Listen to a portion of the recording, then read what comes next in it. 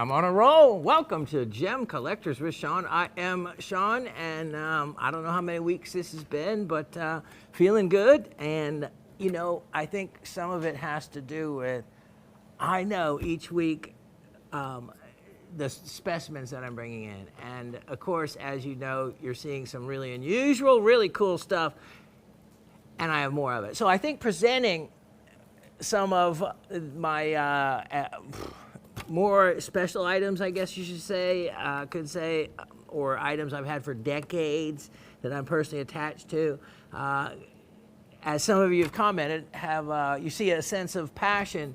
There's a sense of loss, but also it's a sense of passion in me being proud of being able to offer you pieces that were from my collection. And when I hear, you know, who got what, and or even many of you wanting the same item, like that iridescent goethite hematite combination piece was like no other.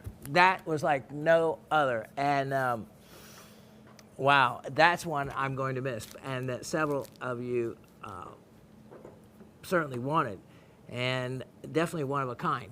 I even on that one went and searched for anything even somewhat similar by way of quality, and there just wasn't. There was those singles, you know, the Spanish stalactites with the iridescence that are very definitive for being a Spanish iridescent, you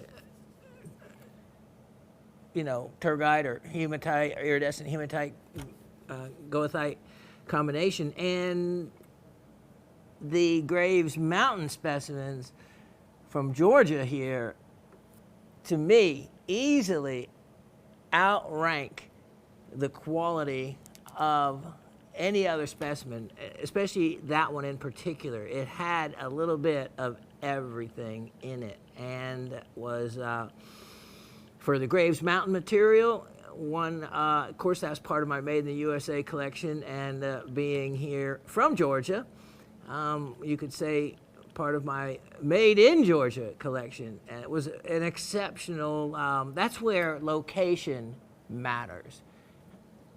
To be able to see specimens like that and own one is extremely rare. That's a very, very old specimen that I obtained as part of an estate. And I really didn't realize what I had until I realized what I had. And wow, beautiful. So I'm glad that someone, well, we'll find out here who the lucky person is that got that world class, you know, really a museum quality specimen, small cabinet size, but for the material coming out of that area in the type that it is, that's more of the relative size that you get. It's not like it's on the small size. That's more like what you get, composed as opposed to some of the bigger stalactite type of formations that you would expect to be a little bit bigger. And they look so much like it. You see that, you say, oh, that's a, you know, stalactite. And that one was really special. So I have some other really neat items I hope you'll enjoy today. Let's get straight to the comments so that we can work right to the goods, and to answer a lot of y'all's questions regarding Raven. She is doing marvelously, and just needs to build up some of her on her feet strength, so to speak, and she will do that. I know that her daughter and Summer, who you know through her artwork, and her boyfriend Darren, they're vegetarians, which, you know, that's all fine, but I'm a meatosaurus. So, but the benefit to that is they cook vegetables. Now, I like vegetables, but, you know, I can also be, you know, sometimes food becomes an effort. And if it's made for me, I'll eat it. But the process of making it and going through all that, sometimes it's more effort than, you know, I may be up to doing and whatnot. So with them being there to take care of her mom, Raven, I'm getting in on the food as well. So I'm eating more vegetables. That's a good thing. And some of these exotic foods, like, okay, I have never had tofu before. No. You know, why infuse something, soybean curd, that takes on other flavors if you want, when you can just eat the meat to start with? No, she actually made a sweet and sour tofu, which was supposed to be like a, to replace a sweet and sour pork. And I have to hand it to the creativity of being able to do that, because there was the sweet and sour part that I recognized, and there was a little bit of tofu was cooked and fried kind of to where it gave it a better consistency, and served on rice. So overall, you know, if you're a vegetarian trying to mimic something that's meat, that wasn't bad. It wasn't bad. So I've gotten to try out these substitutions, like for bratwurst, and seeing just how close they kind of come to some of these things. And you know what? To get the actual flavor out of some of these items and make them kind of a meat flavor to them, I looked on the packaging, and if you think that vegetarian food is always healthy, no. The oils, the fat grams, and what they put in it, and she knew that, you know, that it was not the healthiest of that kind of food. So anyway, I'm learning both sides, what they taste like, what's available in the market, but all they're trying to do is substitute flavors. And to do that, they're using some, like coconut oil was one of them. So they're using a very fattening oil to try to get some of that oil substitution that to replace meat. But and I don't, it's not less expensive either. So, but anyway, it's a commitment that she's been doing for a long time now, and it's opening my eyes to things that I haven't tried before. So, you know, my dad always said, before I ate the lima bean, don't knock it till you tried it. So I tried it, and then I could knock it. And you know what? I remember that lesson so much. I guess my son, Colin, was maybe 6 or so years old. And, yep, it was lima bean time. I got out the lima beans, and he would not have anything to do with them, just like I did it, okay? Until it was, okay, Colin, $1 a bean. He remembers this well. $1 a bean. Eat one little lima bean, $1. And so he had at the time, and he probably still has an amazing collection somewhere, that it was really me that put it together, that his mom has, that I should get back. An X-Man collection, for those of you that were around for that little trend of play toys. And there was another, an X-Man that he wanted. So he ate enough beans so he could, there was like 10 beans, so he had made sure he covered it. $10 so he could cover his new X-Man that he wanted. Yep, $1 a bean. That was the last time we went down that road, because he could break pops if he developed a liking for him. But he didn't. That was it. Okay, let's go. Okay, we had, as part of every show, we do trivia questions or some sort of educational segment. Either guess the or not guess. Remember, we don't guess here. Try to figure out a mineral specimen. One time we tried to figure out the weight of a diamond, whoever was closest. So the true trivia questions at the end of this show were, name 2 well-known gems that are mined in Utah. And that was a fairly easy one, because we cover these on a regular basis when we talk about the Wawa Mountains, or when we talk about Topaz Mountain. Let's see. I wonder what was mined on Topaz Mountain. So, topaz would be one of them, and of course, the world-famous red beryl. Do not ever say red emerald in the presence of my ears. red beryl. Bixbyite is a name that they canceled, poor Maynard there, because he already had another mineral called Bixbyite named after him, so they took the better one, the more prestigious one, away from him. So red beryl, I think, though, is a very good description of and name. Good enough, red beryl. Some of the finest in the world, if not some of the only commercially available, is in one place in Utah, in the Wawa Mountains. Okay, so those were the two answers to that question. Question number 2 is, what element caused a rush in the 1950s, late 1940s? Answer should be pretty simple. If you know any history at all, we dropped the atomic bomb in 1945 under the Manhattan Project. And so what led to, once that became public, that there was such a bomb, and of course the Department of Energy went on a since it became public then after that, and sent the miners out to find it across millions of acres of Bureau of Land Management land and federal lands, which led to discovery of dinosaur deposits out in Utah, which led to all kinds of other discoveries in the search for uranium. Yep, and it led to some amazing finds of radioactive minerals that we didn't even know were there, because, of course, unless you had the right, more modern equipment, Geiger counters, to be able to prospect for it, then you could have walked over it for decades and not known it was right underneath your feet until the equipment was made to measure the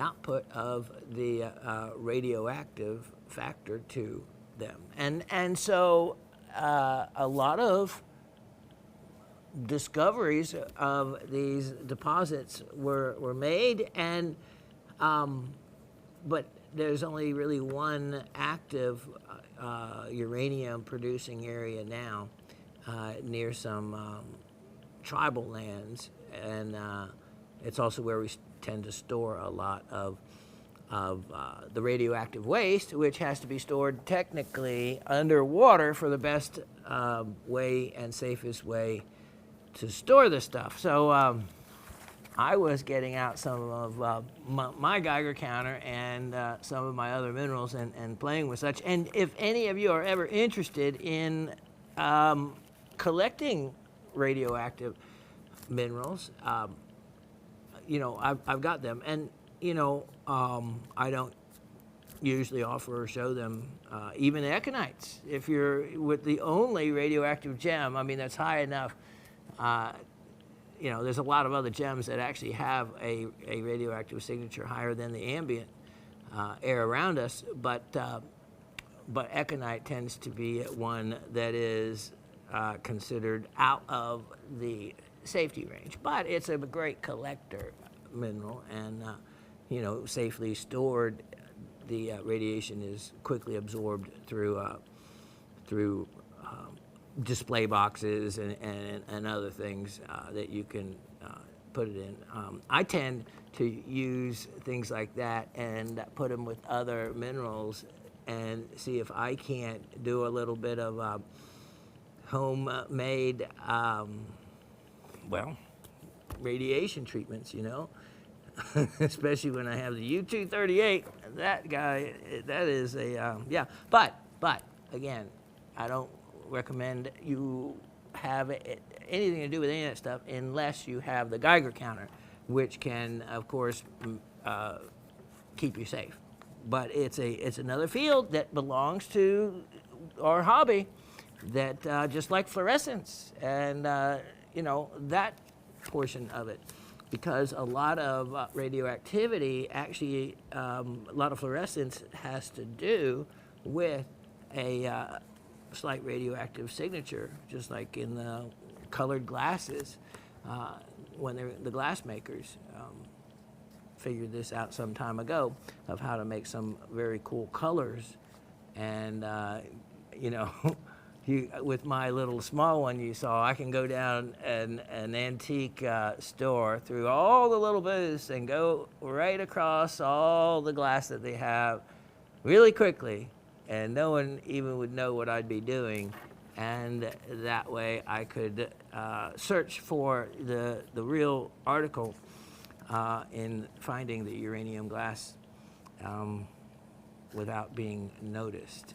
So, okay, let's get to the comments. All right, so this week from Mr. Brad in Pennsylvania. Dear Shawn, greetings to you, the Raven, Osif, the Gem Shopping crew, and the whole Rock family. I'm praying for the healing process to continue for Raven and you. It was good to see you pull back your hair. To me, it said, I'm feeling stronger and I'm rolling up my sleeves and getting down to business. Yeah, it was more like it was really hot underneath the lights, and I put it up, and then I forgot to take it back down. But I'm glad to see that you liked it. Another star-spangled show for sure. Say thanks to the staff for posting the show on a holiday when I could finally be home and have a chance at the Turgite. Fireworks comes to mind for naming one of the iridescent zones. Absolutely. There is a firework display on that specimen. And so if you were the lucky one to get that, it sounds like you were, then you really scored on that one. What a beautiful piece. And you will enjoy having a long time. Use either an optivisor or some type of magnification and a light so that you can really light up those areas, and then just go through it and look closely at every little portion of it, because every little portion has a completely different view. There's the little, stalactite little cave formation area. There's the pond area with the iridescence arcing out, following the edge of what looks like the pond. So many neat things on that that's a that's a great piece. And the other thing is, in association with the quartz, it gives it a really good, strong base to, so it's not fragile in any way. So, wow, great job on getting it. I was interested to hear that the Raven was from the Ohio Valley. Absolutely. She is, of course, I was born in Dayton, Ohio. What? Yeah, no, I was a Wright Pat brat. My dad, Air Force, Wright Patterson in Dayton. So I and a younger brother, we were born in Dayton, Ohio, but then we moved south. So, well, after a year in outside New York City, but I was young. So then we moved to Florida for a long time, and that's where I kind of say I grew up. But the Raven, she was in Columbus, Ohio for almost her entire life until I swept her up and moved her away from that place, get away from that place. And once she saw the beautiful mountains and the rolling hills of North Georgia, it took her, I don't know, a year or two before she stopped saying, wow, this is just the most beautiful place I've ever seen, the most beautiful place I've ever seen. Yeah, when you have rolling hills and all that, it makes a big difference compared to the flatlands of Ohio. But she said, and would always tell me, and she showed me some rocks she picked up from, what was it, Old Man's Cave, I think. So in southern Ohio, I actually could see there's some beautiful rolling hills, some completely different geology, and there is some rock hunting to do in Ohio as well. So besides that, I hear there's some good Bigfoot hunting. Yeah. All right, so Ohio has a little bit of something for everybody. I lived in the Ironton area for my preteen years. Ironton. Well, it sounds like they might have produced iron there, which is possible geologically. Trivia answers: red beryl, bixbite, and topaz, and uranium. Getting them both right. As always, be safe, be well, be lucky, be good, be optimistic. Brad. Miss Cindy. Hello, Rock family. Really enjoyed the week's show, Shawn. The Graves Mountain Turgite specimen is awesome. Tell the Raven to keep up the good work on her recovery. I shall. A Rock family yard sale sounds like a wonderful idea. I could be there in about 12 hours straight driving. Yeah, as a matter of fact, my son was just up in at his wife's family, which is in south central Pennsylvania, very probably close to where you live, outside Philadelphia. And they came back to Washington, D.C., though, in in time for the 4th and to escape the drive.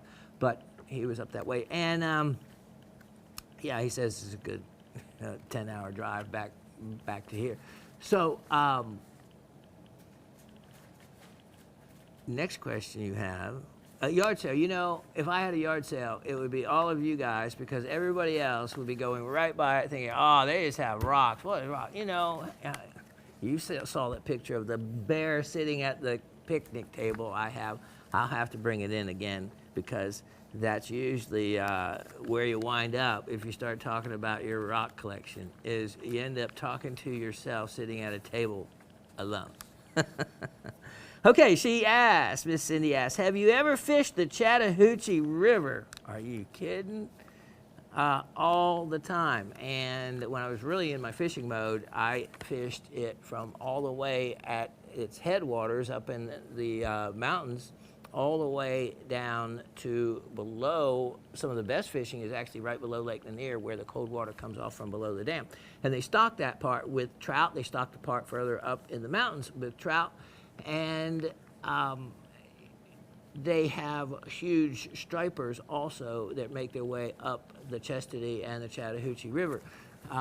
For stripers, they can get, you know, huge. I'm talking, you know, in the striper world, 30 pounds, 40 pounds. Some really big fish have been caught there. So then she comments, I saw the most outstanding lightning down there fishing for largemouth bass. I was terrified of the banks of the river because of all the cottonmouths. Okay, you say all the cottonmouths, Miss Cindy. I'm going to call you out on that. How many did you actually see? Because, you know, you hear about people talking about cottonmouths, but I have been along that river for years and years and years and years and years. All kinds of places along the river, you know, working the banks. Never once have I seen a cottonmouth. Now, water snakes, yeah, I see water snakes and whatnot, but I'm very familiar with cottonmouths. We used to see them in Florida, but up here along the river, no. So I think that is more of a, you know what, it's a copperhead I fear more than the cottonmouths. The cottonmouths kind of make themselves wary that they're there. The copperhead blends right in with the ground, and they will tend to strike before they will open their mouth and show you the inside white lining of a mouth. It's kind of a warning in the cottonmouth world. So you usually get some type of warning where you don't with so much with the copperheads. But it's always good to be wary of snakes nonetheless. But there's not as many as what you think. Now, what you have to say next might be a different story. Had a real bad experience with a South Carolina State Trooper at 3 a.m. on the way home. Once he ripped us off for cash, he sent us on our way. Young and dumb, and he had the gun. Well, there's always something to that. And though that is something that I would have at least made a little phone call afterwards to turn that in, because that kind of behavior should not be acceptable at any point. It's not, you know, that's not where I always had my fear. My trouble had come in going rock hunting in these remote counties, or even fishing when we do combo trips. I'd go with a friend and we'd go take the metal detector, fishing pole, guns, and we go out either on a boat and whatnot. And it's being pulled over when they see these out-of-state or out-of-area license plates, and then, you know, getting shaken down for usually a ticket. Not anything where you pay them on the side of the street. I've never ran into that. That's old school. But they certainly will love to give you as many tickets as they can in that respect. So it's the good old boy kind of the deputies in some of these remote counties that would worry me. All right, trivia, getting both of the answers right. Till next week, Cindy in South Central Pennsylvania. And Mr. Anthony in Massachusetts. Hello all, amazing show. Talk about trivia, gift, envy, nice looking, rough. Congrats, Harry. But at least I was able to score the Sleeping Beauty parcel. Also a piece of lapis aween in parentheses. Well done. So I'd be happy. Turquoise is in my top 5. Hint, hint. Okay. Question about New Zealand Greenstone.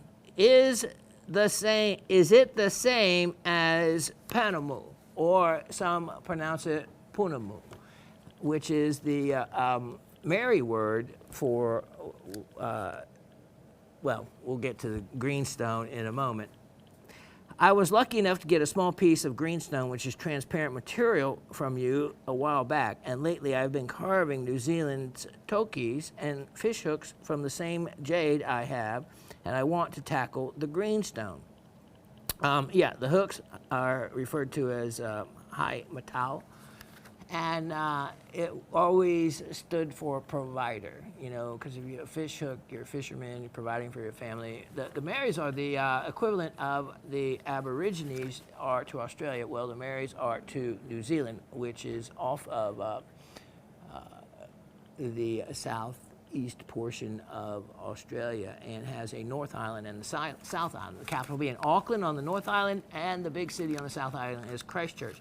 I've traveled both islands extensively for many weeks, and am quite familiar with it from geological reasons all the way through to it's one of the most beautiful places. It's like having Yellowstone National Park to yourself, especially the time of year that my dad and I went, and in a caravan, as they call it, a camper, for 3 weeks, traveled around. I drove, of course, because it's on the other side of the road, and it was shortly after my mom passed away, and the trip was meant and paid for by my brothers, and it was meant for those two to go, and since my mom passed on, she couldn't. I was the only single guy available, and so certainly I wouldn't miss a trip like that to go with my dad for anything. We had a wonderful, marvelous time, and we learned a lot about all kinds of things. And for one, greenstone is the word, it's a generalized word, okay? So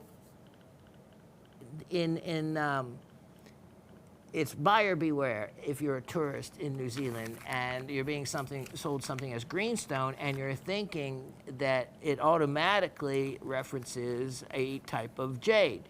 And of course, you know, for those of you not totally familiar, in general, jade is referred to as a generalized word for two types, nephrite and jadeite. And the difference is jadeite is a little bit harder. It is formed with interlocking granular crystals, granular crystals, and the chemical makeup is a sodium aluminum silicate. All right, now. Nephrite, which is a little bit softer, has interwoven fibrous crystals. So again, you get the interwoven part, but instead of granular, which is like grains of sand, you get more of a fibrous interlocking growth. And in some ways, it can be a distinguishing factor if you have enough magnification. And other ways, it is more for scientific purposes under higher magnification to be able to tell the difference. But in nephrite, you have it's a calcium magnesium silicate, so it turns out to be a little bit softer. But the thing that you got to watch with the greenstone there is that you have a lot of bowenite, which is a type of serpentine. And I've shown you before how beautiful the quality of bowenite, which is a really the gem quality side of serpentine, and it can look just like jade. And so, of course, the difference is hardness gives it away, and that's how you would be able to tell if you were in a situation where you could actually test the hardness.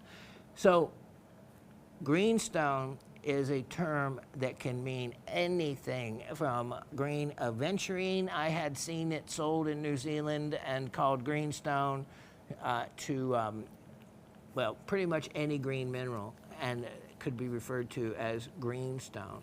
Originally, it was pretty much only two things. It was going to be either the nephrite jade that they have on the island, on the South Island, true nephrite jade deposits, or it was going to be serpentine, which looks much like it and worth a lot less, but is what's really easy to carve. So you want to make that distinction on if they're just saying greenstone in general.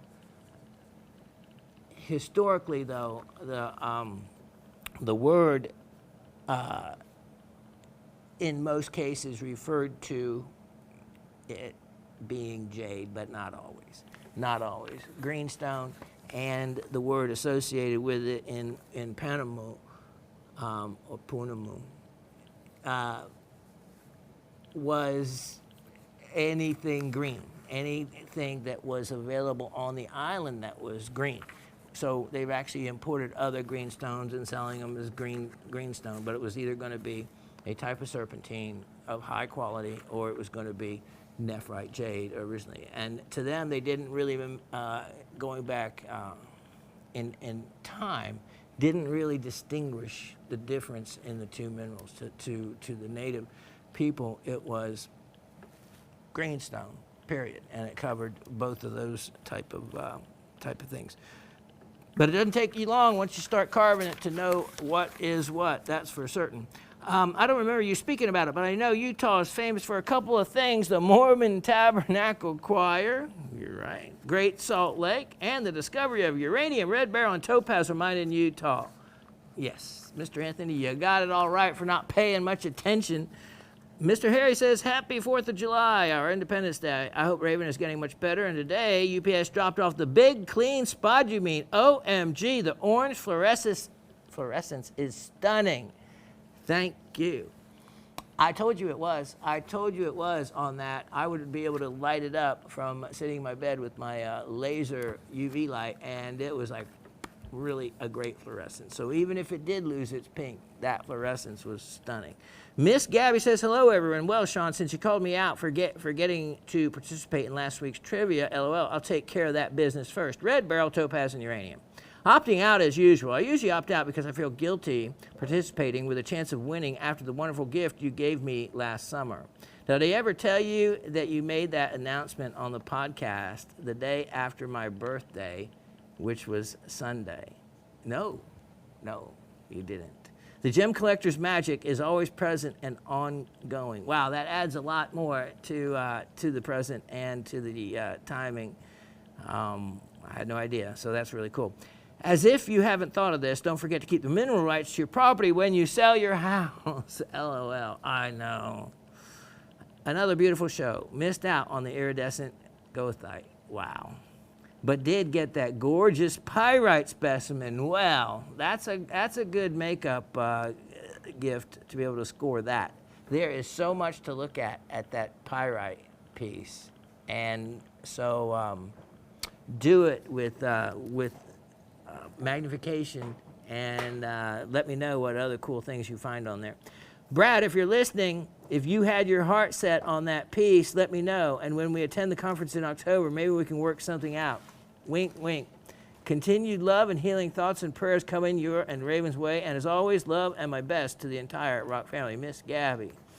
Yeah, a lot of people wanting that incredible Graves Mountain piece. That was a tough one to give up. But again, it was time. I really enjoyed it. And now it sounds like Brad will as well. Miss Ursula says, Shawn, hello and good morning to you. I hope you are well as Miss Raven spent a relaxing day while enjoying some of the festivities that are associated with our national holiday. Bixby, also known as red beryl, is mined in the state of Utah along with topaz. I've learned quite a bit about the amazing finds of dinosaur bones, and I understand that there is a museum which has been built around an entire pit containing those fossils. Wow. I do have a favorite, Varisite. I love Varisite. Pendant stemming from Utah that looks pretty cool, while paired with a white t-shirt. That would be a great contrast. Uranium is the element found in the 50s and caused a different type of mining rush in Utah than looking for gold. Thank you for your suggestions on how to display the Indian ruby infusite pyramid, and I do like the idea of presenting it on a slice of granite or onyx. But there's always plan B, and she'll be surprised to see the glowing rubies in your world-class chunky gal specimen that you mined yourself in 09. Well done. Great, great piece. And yes, she'll have fun with that in finding the rubies in a closet.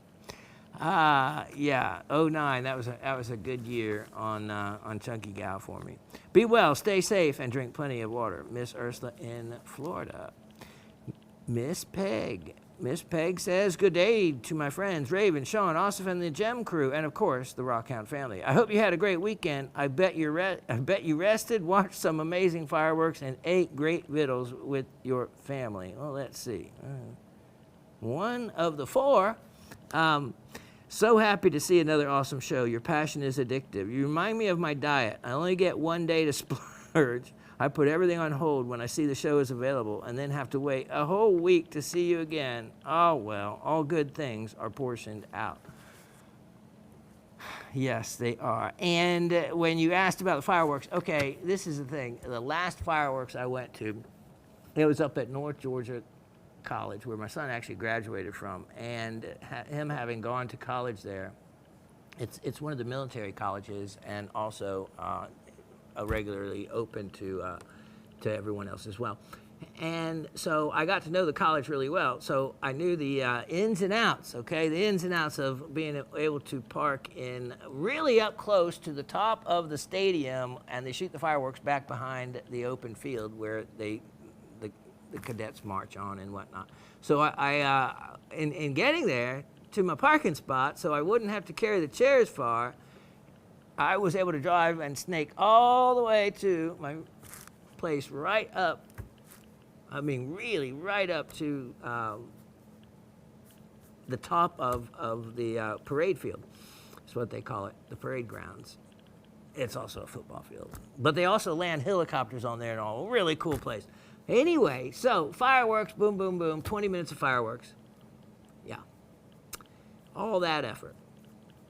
3.5 hours to get out of my little spot that was tucked at. Now, at the very back of all the cars, it was just try, give it up, park, turn the car off, and just let everybody wait till everybody's long gone and then drive out. And that's what I did. And I said right then, I said, that's the end. That is the end of me fathering the kids and anybody that want to see fireworks.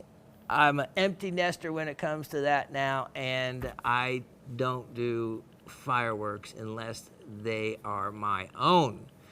And I tend to enjoy that more. So, yeah, that time and the time when I was on Lake Lanier in a yacht, what's considered a large yacht on the lake, and they shoot the fireworks off a place called Lake Lanier Islands, okay? And so you have all these boats on the lake at the same time, right? And it's dark, right?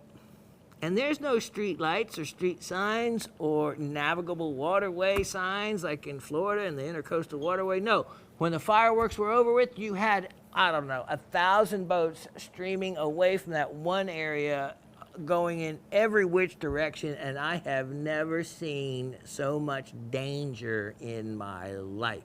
I'm thinking, you know, at least we're in one of the big boats, but the big boats, that just means, you know, more damage and whatnot. And it was completely maddening. And we finally found a cove, pulled off, and let all of those people go by. And before the people that own the very expensive yacht were going to risk that insanity. So, yes, no more fireworks for me, but always good food around. So, all right, so Miss Peg goes on to say, trivia, getting them all right. Rush for Utah and the West, uranium. Weird how I can answer the hard ones, but I get stumped on the easy ones. Please send my positive thoughts to Raven. Feed her well, make her rest, keep her out of the miserable heat and humidity. Oh, absolutely. Heat and humidity, my downfall. Literally, downfall. That's it. Harry says, okay, I made myself a promise to not be drawn out taking up time. So, 2 gems of Utah, topaz and bixbite. The rush for that area in the 50s, I believe, was iron.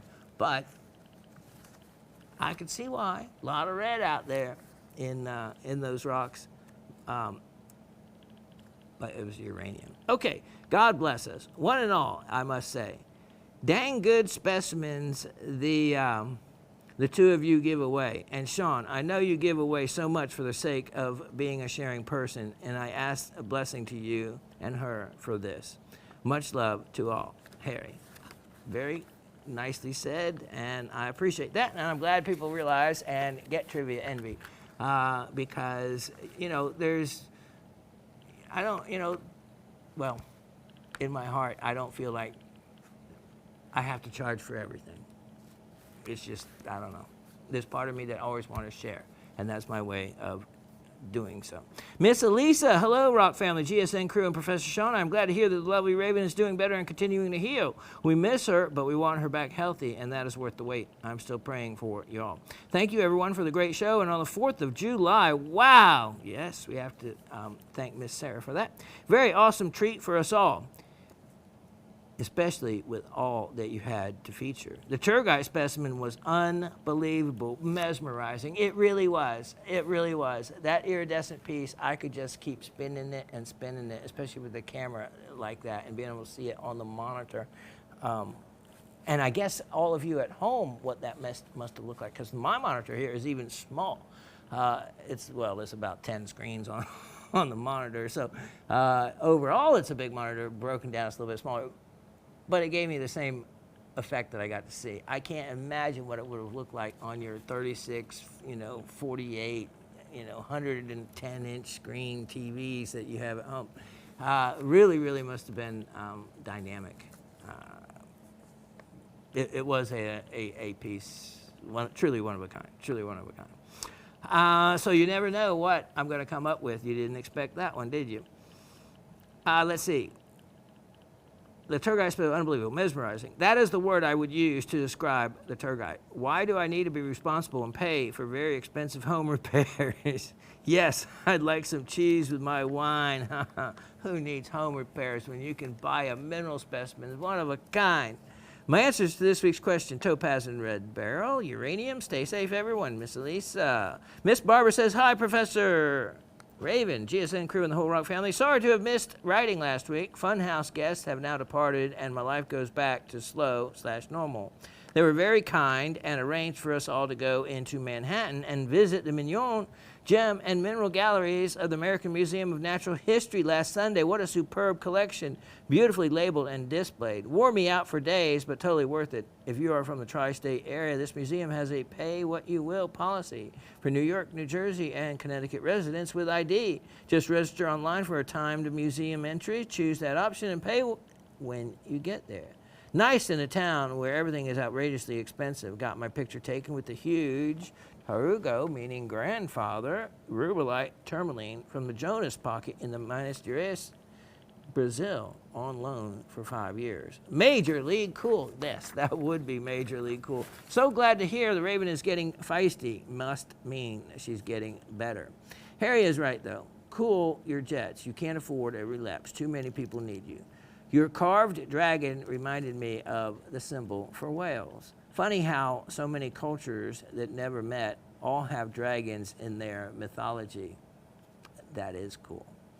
Guess they all found big tooth and claw fossils and inverted a beast that fit their bits and pieces. That's how we get a unicorn from a narwhal tusk. Just saying. No idea what cosmic committee created that. The platypus, LOL. Yeah, Raven and I talk about the platypus all the time, and it is one of the most amazing creatures. And if you've never looked up the platypus, for one, it lives in such a bizarre area of the world anyway, Tasmania, which is off of New Zealand, off of Australia and part of Australia. And, it has everything from a bill like a duck. It has swims in the water back and forth, eating things, aquatic little things, yet it lays eggs. And then it also has just a real bizarre toe that's poisonous. It is made up of a mixture of critters, and it's really one of those evolutionary flukes, I think. Yeah, we're fascinated with the platypus. checked on your ring and found it still available yesterday. Grabbed it up and will keep it safe as its custodian for a while. Well done. I was wondering if I'd find out who got that ring. Congratulations to you. And what a fantastic home it is going to, Miss Barbara. So I am thrilled, and thank you for letting me know that you got that piece, because that means a lot. That means a lot, and it's going to of course, a wonderful, wonderful home that will appreciate the rarity and the unusualness of it. And remember, you to load those 2 episodes off of YouTube or however way you do it, so that you can see the processes that it had gone through for it to get to where it is. So how neat is that? How neat is that? Let's see. Yeah, you're throwing me off. I better change the subject, or there'll be a tear, indeed. Because it's probably one, as I told Austin, one of the last neatest pieces I will have custom made. Yeah. As to the trivia, Bixbite and Topaz come to mind, with uranium causing a rush. Utah has become the focus for several reality programs searching for all manner of wild stuff, but finding gallium in northwest Utah and tellurium in northeast Utah have gotten my attention. Let's see if aliens left them there. Tee-hee. Hey, I believe in aliens, and aliens either walk among us or have been here before. I'm just saying, if we think we're the only creatures out of trillions of stars and galaxies and whatnot, then that's pretty egocentric as a species then, aren't we? So, referring to the rare earth elements, REEs, as they're referenced, the gallium and tellurium, where the word telluride has come from and whatnot. I had a bunch of black sand that I had gathered and separated from the gold, and I'm talking about jars of it I have saved up over periods of time, and I just always kept the black sands. One reason being, I have a mercury distiller retort. It uses mercury, and then it looks like it's all small, and it has coils just like as in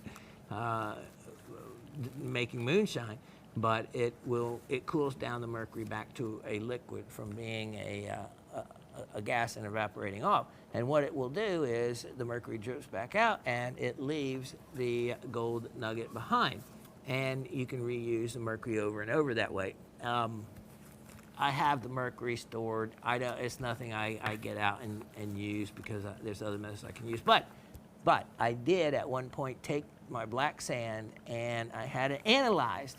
And I was quite surprised that in analyzing it, upwards of 2% of the black sands, either as a combination or as a native element by itself, was made up of germanium, and which is another one of those rare earth elements. And so I thought that was pretty interesting. There also was a good deal of like monzonite and other other minerals that carry rare earth elements in there, and there was other small percentages of things like iridium and whatnot also in the black sands. So it would take a lot of black sand to amount to anything of value, but it was pretty neat to see that the presence of those minerals were in the creeks. You just never know. Okay, time to turn this in or I'll miss the 8 a.m. deadline. Thanks for a great July 4th show. Turgite sent me to the books. Good deal, Barbara. What doesn't? I mean, you know so much. There can't be much that would send you to the books. So for something to send you to the books, I am glad I had it.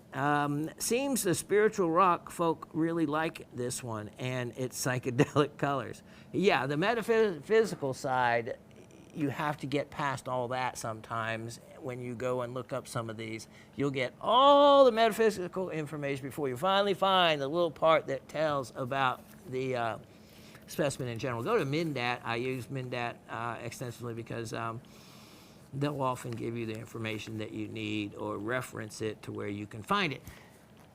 Turgite being a unofficially accepted name for the combination of iridescent goethite and hematite. So there's a lot of ambiguity there, but it is accepted, and at least by those who have turgite. Other than that, iridescent goethite and hematite work just as well for me. So, but I'm glad to see that it sent you to the books and that everyone enjoyed that particular specimen, because that was a really, really beautiful, beautiful piece. Hope everyone had a great 4th of July and remembers what it celebrated. Almost 250 years, one way and another. Long may it continue, indeed, for certain. Okay, I think that covers it all. It does. We have a winner this week, and this week the winner is Peggy. Yep, Peggy, let's show you what you have won.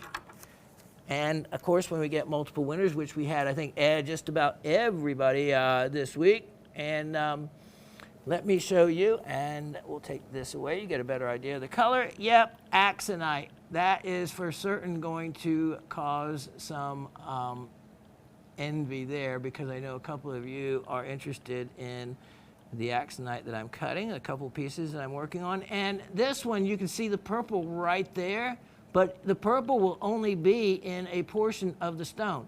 You can see usually in the upper half, which has got a real shallow crown, but you'll see the purple there, and then you see the strong yellowish orange, there we go, coming in from the ends. You can see the purple in the bottom half. And then on the end, you have the orange color. From above, you get the some of the classic just brownish color tones. And you can actually see the purple on the upper half of that. And that's the way plesiochroic stones work. So this one is a shallow cut, as I chase it across there. As you can see how shallow it is. So that's why you get the window in it. And the other one, look at, see the purple right there? The other ones I'm cutting, though, won't have that window. But not bad for free, and you probably didn't have one in your collection, but now you do. All right, let me tuck that away. We'll be right back with the start of the show. Look at this one. I have not showcased this one before. It is a stunning, as I have in there, red Pakistani zircon, but that can depend on really what wavelength of light that we're looking at it under. In this case, it really captures it in more of the orange color range that this one is, when others that I have featured before have been a more of a red color tone. That's why I kept this one, because it was a really unusual color relative to the other ones. Now we're going to take this one away, and then I'm going to show you the rest of the specimen. All right. Now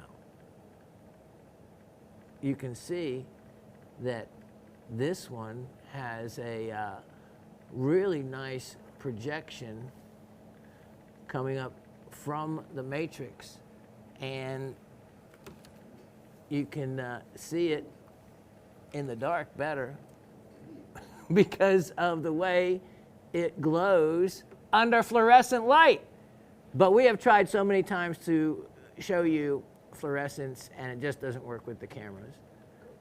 And okay, so now we're going to take away this light, and Dave's going to bring in, there we go, the regular light.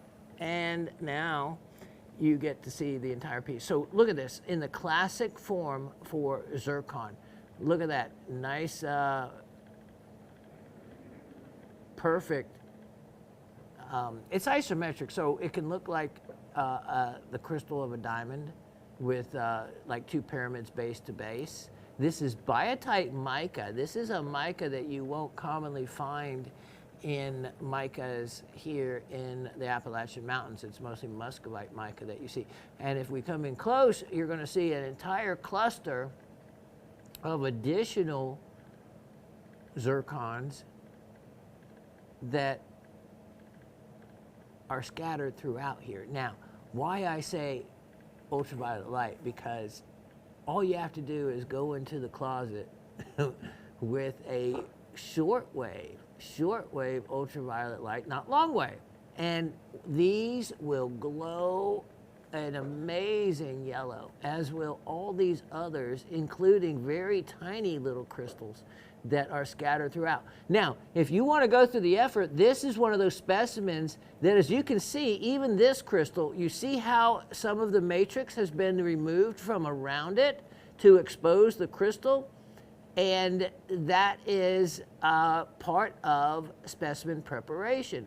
And a lot of time is often put into specimen preparation, including something like this that doesn't even sell for that much, but it's because it will make the specimen look so much better. And the miners have time. Miners have time. So they will sit around and they will grind away or use a material, a sharp blade of some type, and expose these crystals more than what may be visibly seen. Look at these small ones. Now, as I always say, you never know what's on the inside. There could be a monstrous sized crystal on the inside of this. We don't know. Now, I had talked about earlier specimens, if you ever wanted to collect specimens that had a higher radioactive reading than other ones. Now, some, of course, you just know to stay away from. But zircons, believe it or not, are one of those specimens that, due to the REEs, rare earth elements present in them, they will often have a radioactive signature higher than the ambient signature of the rock around them or in the air around them. And this is one I have, and I'm going to show you because it's just, you're going to get to see my, my drawing here. This is for everyone to know, this is my, there you go. There's my radioactive symbol. And CPM means count per minute. 1K is 1,000 counts per minute. So in general, that's relative to other rocks. Ooh, that's a great shot there. That's a higher count than, wow, look at that. There we go. That's a fantastic shot. Let's keep it right there. And I was going to spin it around because it really shows off the perfect shape. There we go. Look at the perfect shape, and we'll just hold it right there for a minute as I spin this and keep the focus. Look at that. Look at that beautiful shaped crystal. Now, you can see that this was probably some of the matrix removed from around it, and if you continued doing that, you could really expose quite a long crystal, and on the opposite end of it, it would be probably most likely doubly terminated. In other words, that same termination being on the opposite end of it. And look at all the other beautiful material in here. So it is definitely the zircons that are emitting the signature, but of course it's totally within the safe realm, but you wouldn't want to sleep with it underneath your pillow at night, I wouldn't imagine. But much safer than the big orpiment and realgar specimen that I was going to offer, and it is stunning if you appreciate arsenic ores. But then Raven and I decided against it, but if you're up for it, you know, it's just one you have to wash your hands afterwards, that's all.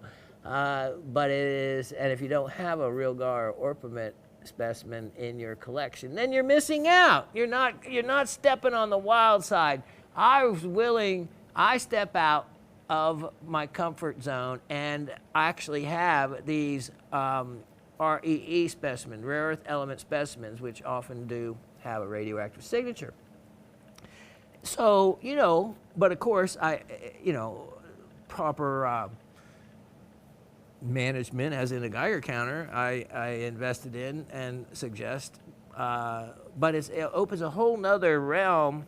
And remember, it's how I am able to determine Florida megalodon teeth, from the Cooper River of the South Carolina megalodon teeth.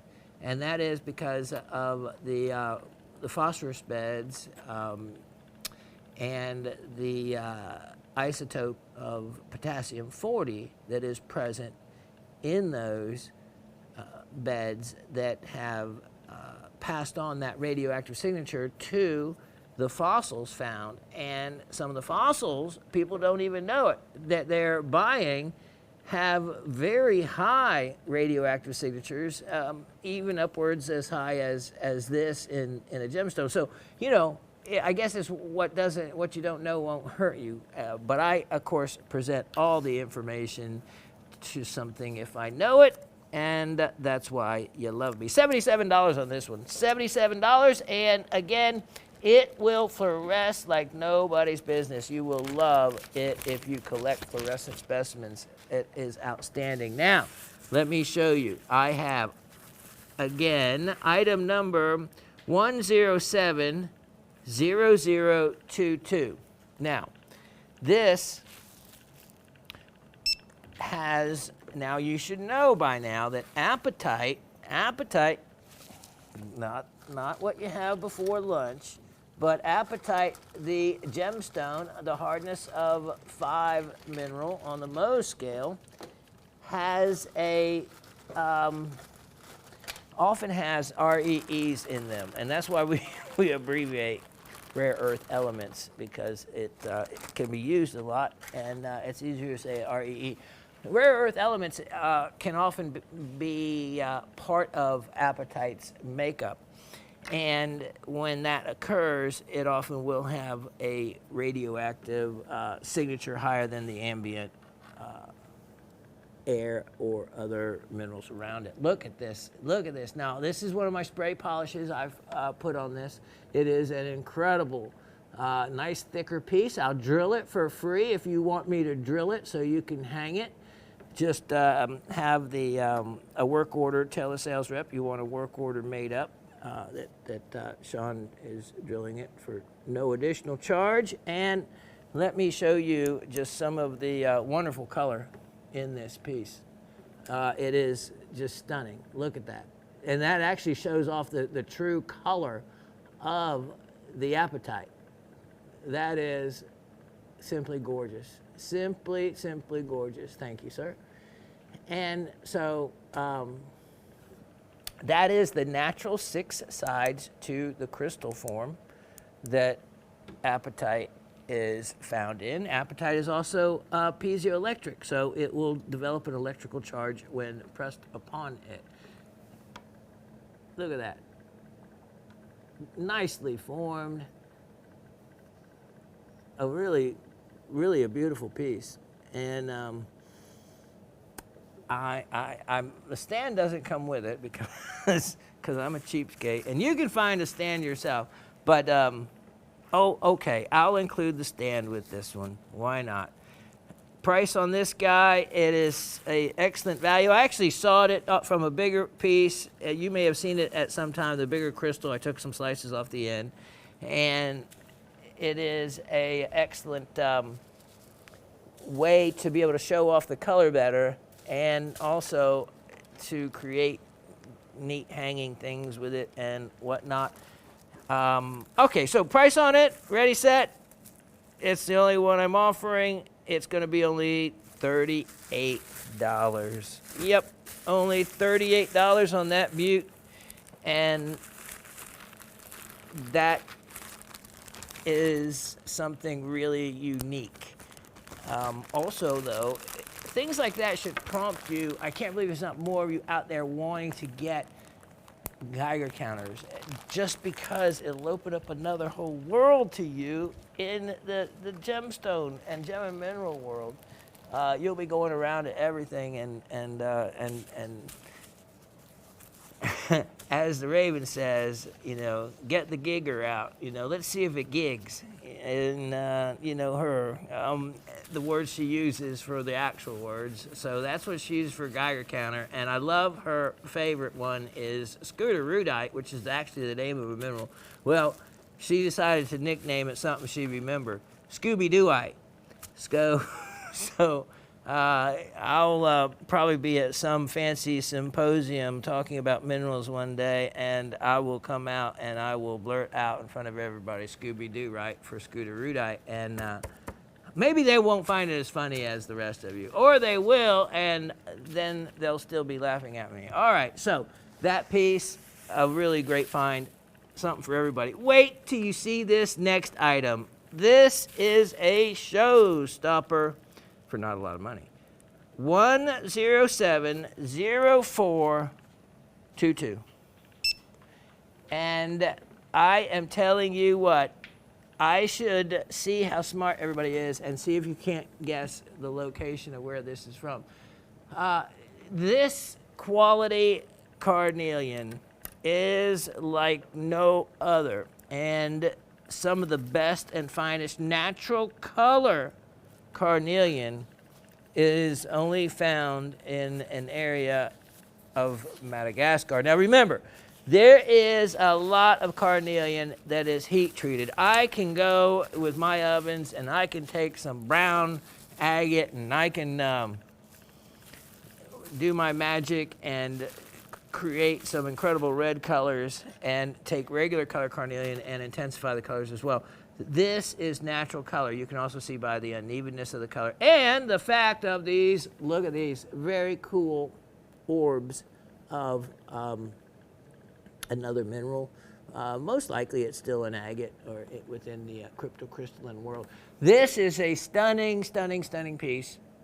And let's give it a little bit of backlighting because the color in this guy, you can see it coming right through it. And Dave's gonna do his lighting magic. Look at that. Look at that. Now, what a night light that would make. Thank you, sir. So this, of course, I would say that there's a lot of high-end cutting material in it, but it's so much, it's beautiful as a specimen. If you were, take some slices just off the bottom, because then you would have some really high-grade cutting material, and still you could have the display specimen left as well. So it's a wonderful, you can see I have the area that it's from in Madagascar. Now, why I have Madagascar Calcedna and Carnelian specimen, it's because carnelian is a type of chalcedony. So carnelian in the quality that you see here is chalcedony. And it's just that the name they give the reddish orange color tone of chalcedony. Just like chalcedony is, chrysoprase is a chalcedony. And it's, of course, you know, the beautiful greenish, lime green color tone material.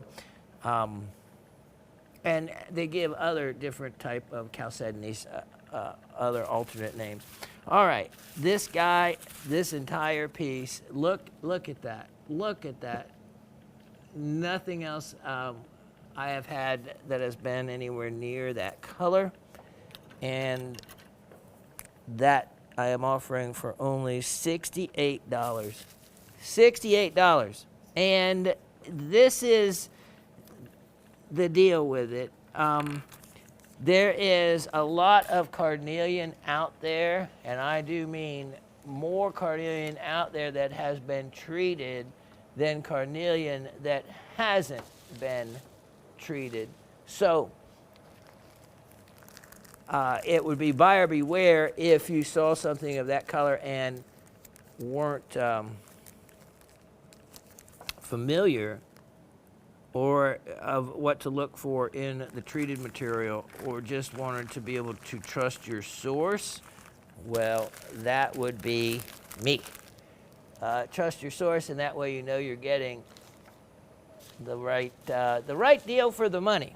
And that's why I say, you know, you might see other blobs, freeforms like that, and if they were much less expensive or a lot less expensive, I would certainly be considering that it could be something other than all natural. Just a thought there. Okay, trying to keep everything in the right bag because I don't have the Raven here again today. Okay, next. Ooh, we'll save that one here in a minute. I have a couple of fun items. Let's look at item 1070322. 1070322. This is a real beauty for a couple of different reasons. For one, it's a manifestation quartz crystal. Let's show you what that means.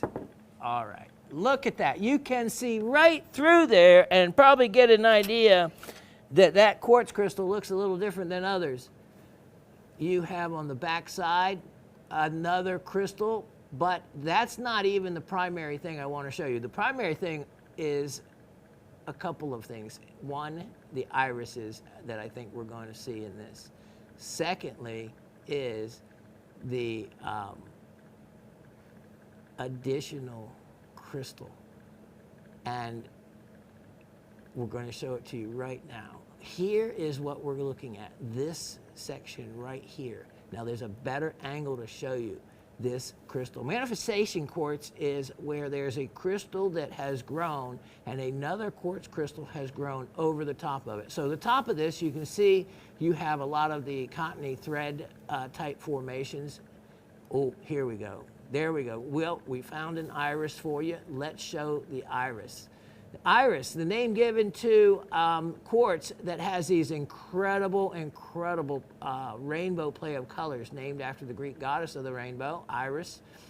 Look at that. Look at that. I mean, that is, and let's keep spinning it right around here and show you some of the other angles that this can be viewed from.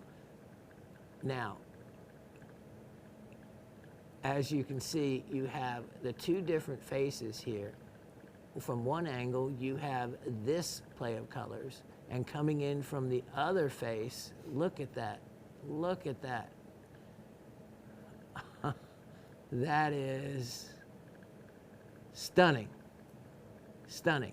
Now, let's show you this invasive crystal almost, or actually it's the bigger outer one that's the invasive one. This one is the one grew first. Let me show you. Look at those irises. If I can, of course, made in Brazil. I left that tag there even though I wanted to move it because that is something you want to keep. That actually adds, they have to do it for export reasons. They're proud of their products that are made in Brazil, including all the quartz, and since this is a polished piece as well, it gets that made in Brazil. You can take it off and move it if you want, because let me show you. Here is what I want to show you is this crystal. This is a well-formed crystal that the other quartz has enveloped. And let me see. In a particular angle, boy, those irises are tough to, there we go, let's see. In a particular angle, with that label being in the way, you can see it really well. You can see this crystal really well. And let me see if we can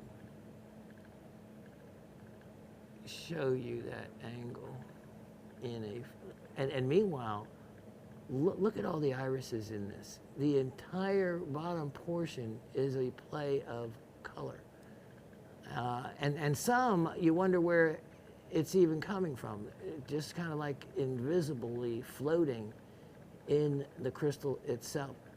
Now, there's one of the angles. Look at that.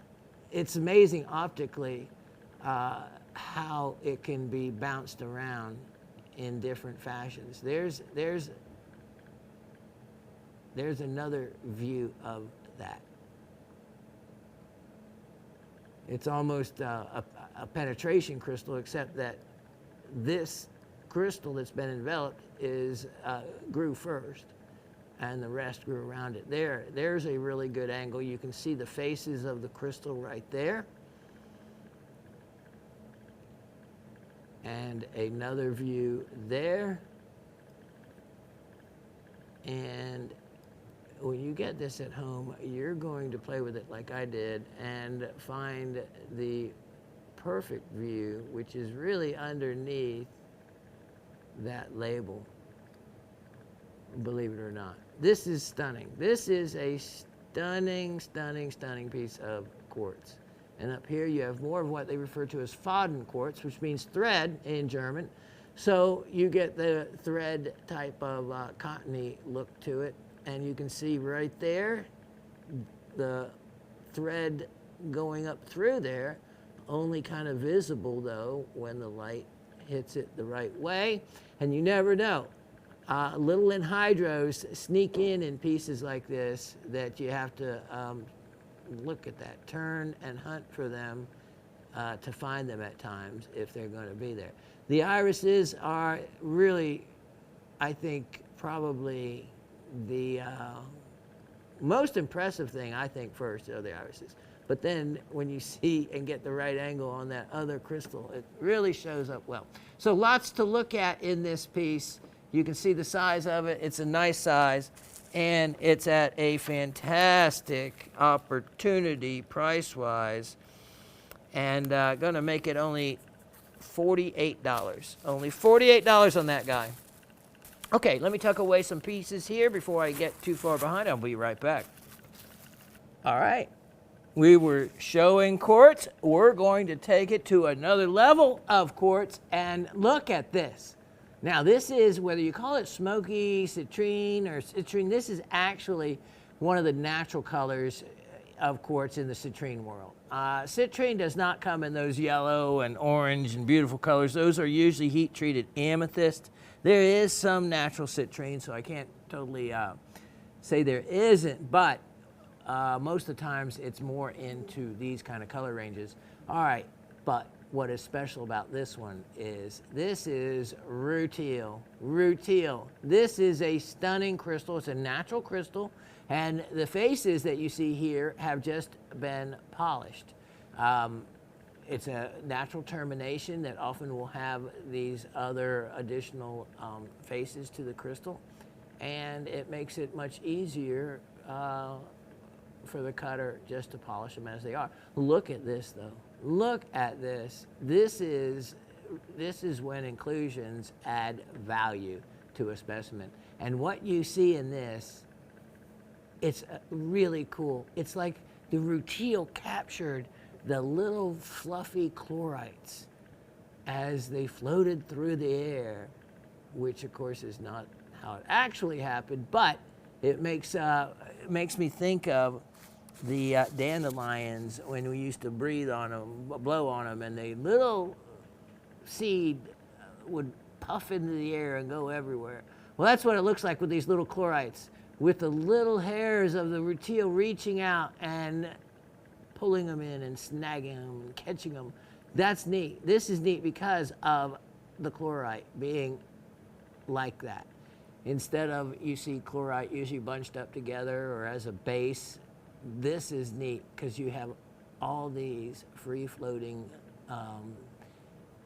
pieces of chlorite with stunning rutile.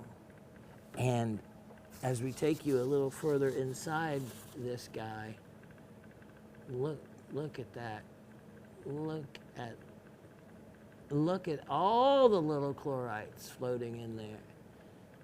And with the rutile, some rutile curved, Others just remarkably straight, like the rays of the sun coming out from it.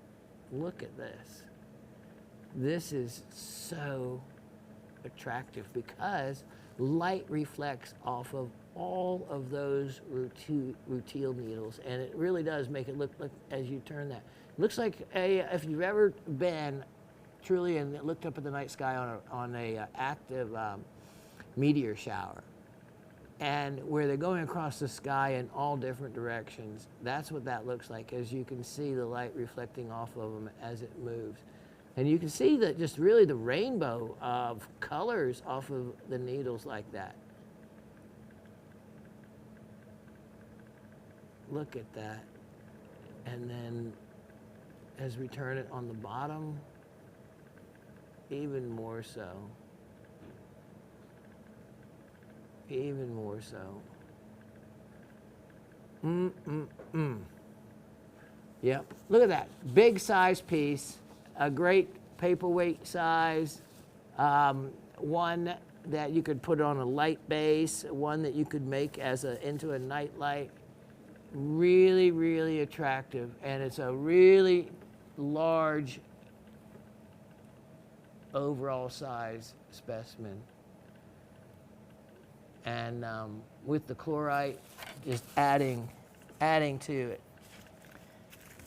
Price on this, for the look and the money, it is a excellent value. $55, only $55 on that.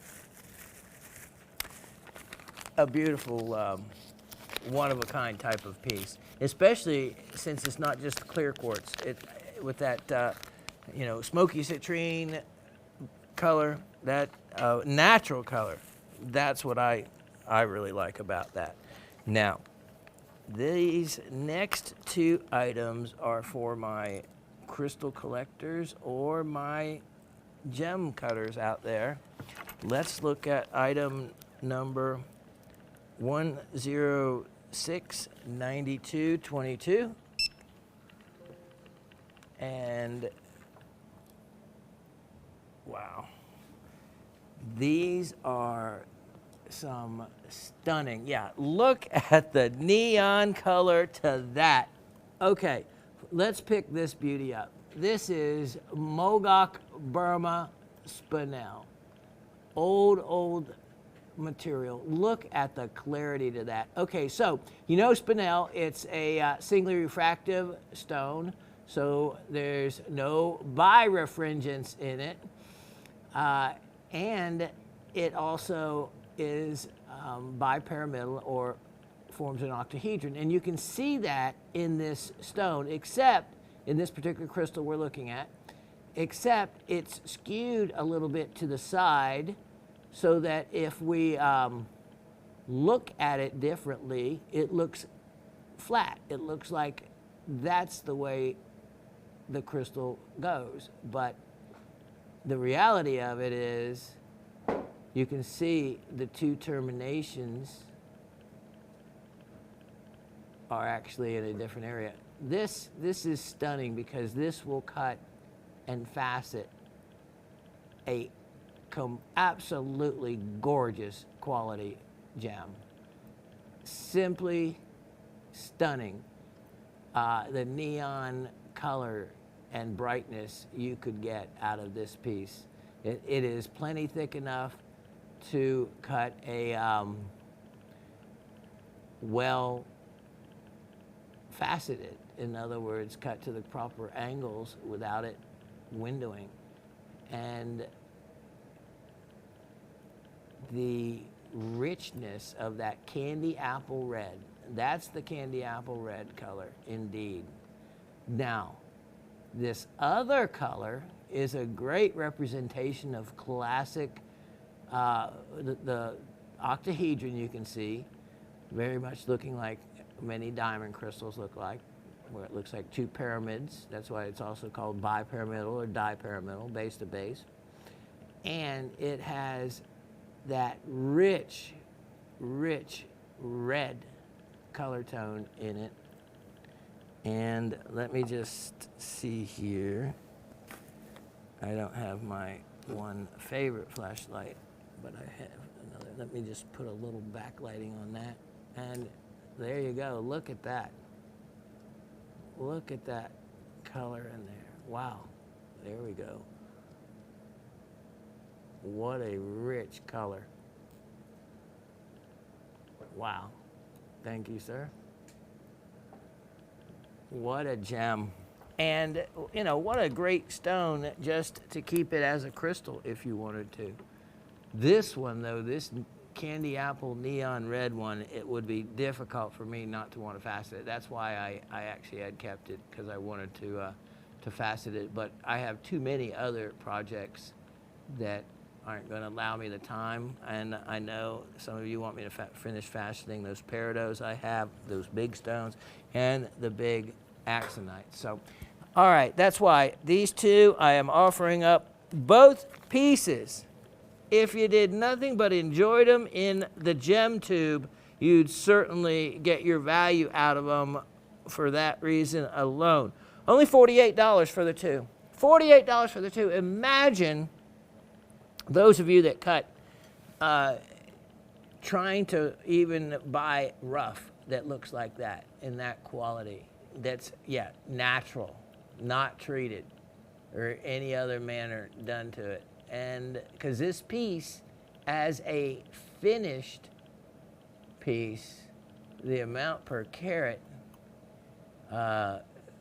would be extensive. And you're not going to have that much weight loss because of the starting shape. So I would just follow the natural shape of the crystal to maximize your weight and then your eventual value. If you're cutting it for value, if you're just cutting it for fun and for the collection, then do whatever you want.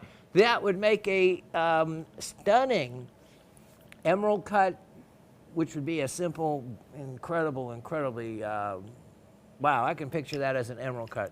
End of story. There you go. You could add a couple other fancy cuts, facets to it if you wanted to, but basically an emerald cut design would be beautiful. Okay, now, Mogok, Burma.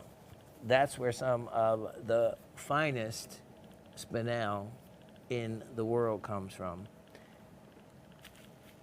Let me show you a incredible piece of material that is from a country in Africa that spinel is known to come from. But this is not going to be spinel. This is item 1069422. And this is, all of you know that I have some of this material, and I had set this particular piece aside. It is one of the finest ones I have come across. This is a very beautiful gem quality ruby in zoisite. Zoisite, you know, is the green material. Zoisite also is the same material that tanzanite.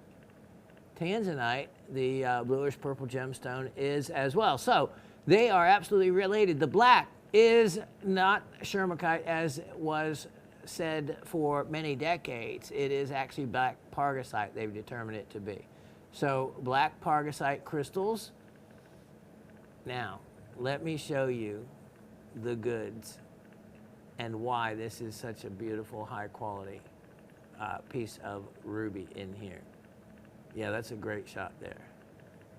This has some of the gemmiest, look at that, ruby that I have come across in any of these. Look at the richness to the color and the transparency. Yes, I can actually say not just translucency, but transparency in this, because it has some very clean areas in the ruby. I wish I had my other light, as this isn't quite showing it the way I want it to. But as you can see, as we come in on that, you can see just how translucent to transparent that material is.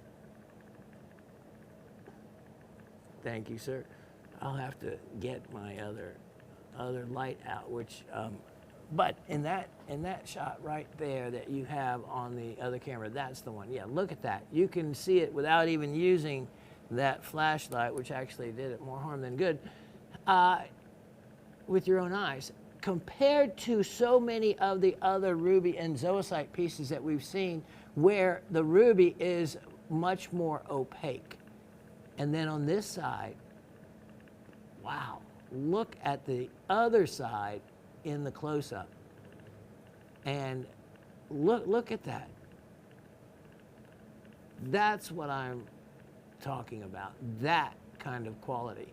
So it gives you an idea that that kind of quality that you see in the center runs all the way through, because you see the center of that. It's kind of like the center cut of a, well, I'm thinking meat here. So the center of a wonderful filet mignon kind of thing. Really, really gemmy. And look at how small the rind of the matrix is around it. This is almost all ruby. And this would be stunning if and that's what I had kept it for, to take slices off of it, just to cut slices all the way down it, and then look at the clarity of the slices. I think that would be just, scrumptious, I guess, in a way. To use a word, I must be hungry, because everything's, I'm thinking about food.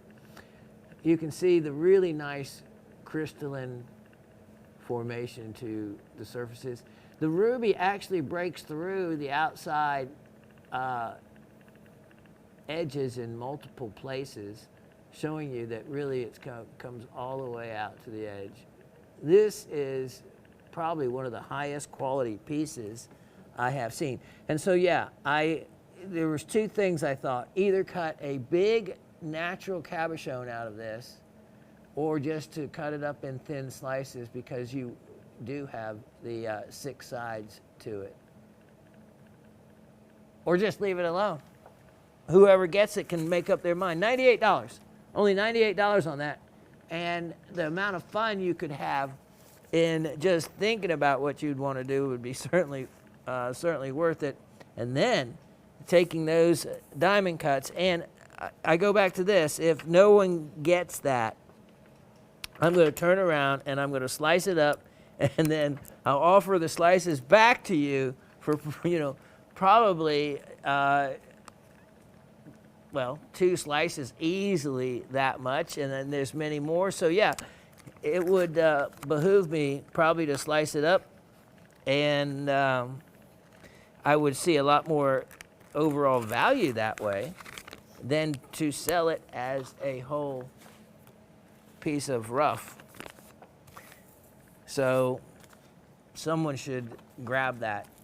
All right, now let me show you, since last week I think we offered lapis, I'm going to show you another type of lapis. 1070122. This is lapis, and I should make you figure out where it's from. See how much you know about lapis. Well, by looking at it like this, you might say, well, that doesn't look anything different than Afghanistan lapis. Well, it does. This is Chilean lapis. And Chile actually has quite a bit of lapis. Actually, when my son, he went to school for a while in Chile, and he actually brought me back some lapis. It was pretty cute.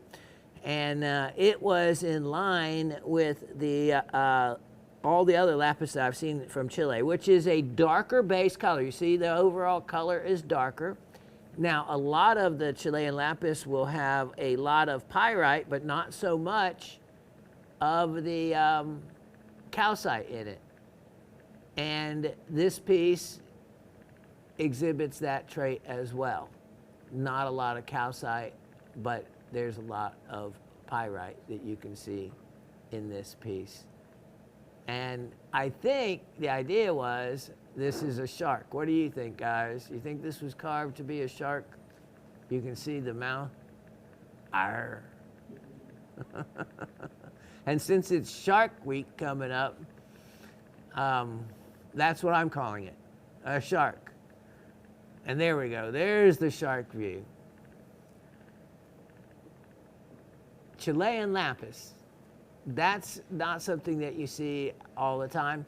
And again, like I said, a lot of Chilean lapis, it'll be this darker color, won't be a lot of calcite, and will have a little bit more pyrite than you would expect to see in other pieces. I happen to like the quality of this, though, as far as the darker color. And overall, it has in this piece alone, has a pretty decent quality for Chilean lapis. I've seen a lot of other Chilean lapis a whole lot worse for quality than I see in this one. Okay, let me wrap this guy up carefully and we'll, oh yeah, price might help. And that's what's the best deal about it. It is, ready?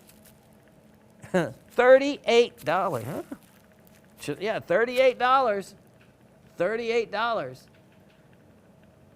That is a cool look, especially if you collect carvings of any kind and then of other different animals. That is a neat one to get because it does look like a shark. And that's what I'm calling it. And it's got those eyes. The only thing that's not genuine about it. Okay, let me tuck that away. We'll be right back. Look at this. Now, we're talking about fluorite. Therefore, fluorite has all these fun photo properties. And by that I mean lighting properties. It has a stunning fluorescence, and let me tell you, I just said to Latif, I said, Latif, this is, he goes, is this right? It says seafoam green. I said, yeah, and I said, it was truly a seafoam green color. And he goes, what, in the closet? Uh-huh, a little smarty there, but hey, I got the point. And as a matter of fact, in the closet, it's fluorite. Hence the where the term fluorescence really got its origin from, because this fluorite is the kind that glows and fluoresces that classic, stunning purple fluorescence. Now, what does that have to do with seafoam green? Nothing, but different lighting wavelengths will change the color and affect fluorite. So much so that, okay, how many of you have seen the color change fluorite that it's natural and it has such a strong color change? It's amazing. It's kind of like a poor man's Alexandrite, except it's so soft. It is, remember, fluorite, Mohs scale, hardness of 4. So it's going to be a soft material. But there is color change fluorite that is stunning in its broad range of colors it'll change to. So, yeah, this is a seafoam green color in some lighting. Now, let's go in closer on this. I want to show you how beautiful and classic look at that, some of these cubes are. Look at that. And then you have these multiple crystals that have formed together to create a bigger type cube. You have different growth rates. You can see how the surface is uneven in a way. Look at those classic cubes. Look at those. Now, picture this, just glowing fluorescence like no tomorrow. And then you come across, look at that, Beautiful, beautiful classic squares. Then you're fluorescing, and then all of a sudden you come across this crystal right here. Right here. You see it standing out? This glows a stunning orange color. And I am talking about orange. So you see in the information on that you'll get that is on the tag, because I give you as much as I can fit on the tag. So I have purple fluorescence for the fluorite. Then I have it notated orange on the calcite. Right here, right here. This is a calcite crystal. And if you hadn't identified it prior to going in the closet and fluorescing it, you would certainly know it's not fluorite because of the fluorescence in it. And there's also another smaller crystal, I think right here below it, that also fluoresces orange. So what you have, and I thought it was simply gorgeous if it was in a fluorescent display, because this is an orange crystal against a purple background of fluorescence. So yeah, orange on purple, that is a fantastic look to someone collecting fluorescent minerals for contrast. Just a really beautiful look. There is other goodies on this one as well. This is from the very well-known El Hamon mine, which produces incredible fluorites. And they also have, look at this, on some wonderful little additions of another mineral, pyrite. As we come in right here, you can see little flattened pyrite crystals. And you'll find additional pyrites scattered throughout, including embedded in some of the fluorites. As you can see, there's some more pyrites there, pyrite there. So you're going to find pyrites scattered throughout. But this is for the fluorescent collector. It's wonderful, wonderful fluorite in general. Great shape. And if this was all purple, all of you would be going, ooh, that's really wonderful. Well, it's only because it's of this odd color that you might be looking at this differently than you would otherwise. By the way, you see the difference in color there from me turning it here on the side? Same thing with that. That should tell you some things right there. So, as a fluorescent specimen, this has everything you want. Look at all the pyrite. Look at the pyrite there, going for it. And the really special part to me is that calcite crystal right there that stands out against the fluorite. But there's some beautiful fluorite, and it is not going to let you down by way of fluorescence in any way, shape, or form. Price on this guy, only $44. $44. Now, speaking of fluorescence, let's look at this next one, 1069822. 1069822. And this is, you've seen some of these before I've offered, except you haven't seen one quite like this. This is from that well-known Jones mine that I was able to get a flat of this material, and I'm telling you what, I should probably have never sold a single piece of it. Because if I took it to a local mineral dealer in the area up there in any of the shows, it is and would be a huge moneymaker and collector's piece. Look at that. And Dave zooming right in on some of the best material here. Let me get out my pointer. For one thing, oh, wow, I'm getting all excited. For one thing, This fluoresces an incredible red. I'm talking about the microcline, the feldspars. Oh yeah, let's keep it right there for a minute when I get my poke. Here we go. Okay, so look at how nicely formed some of these crystals are. That one almost looking like a zircon crystal in itself. But it has its own zircons. Let me show you. Look at these. Look at these guys here. Look at the shape. We just looked at some zircons from Pakistan. These are black zircons. And yes, zircon does come in a black. Some of these actually look a little bit more of a reddish color. But let's go in and look at one of these. Let's look at that one. And show you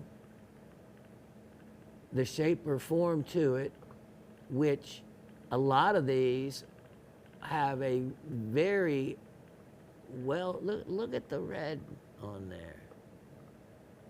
Oh, look, here we go. Look at the, how well defined these crystals are. This is what I thought was simply remarkable about this, was all of these spinels on this piece. And then next to it, look at that. That is Smoky Quartz. And within the Smoky Quartz, yes, there is inclusions of black spinel. You can see it right there. Look at that. That's something you don't see every day. Look at these beautiful quartz crystals. And then look at that. Look at that wonderful bipyramidal crystal right there.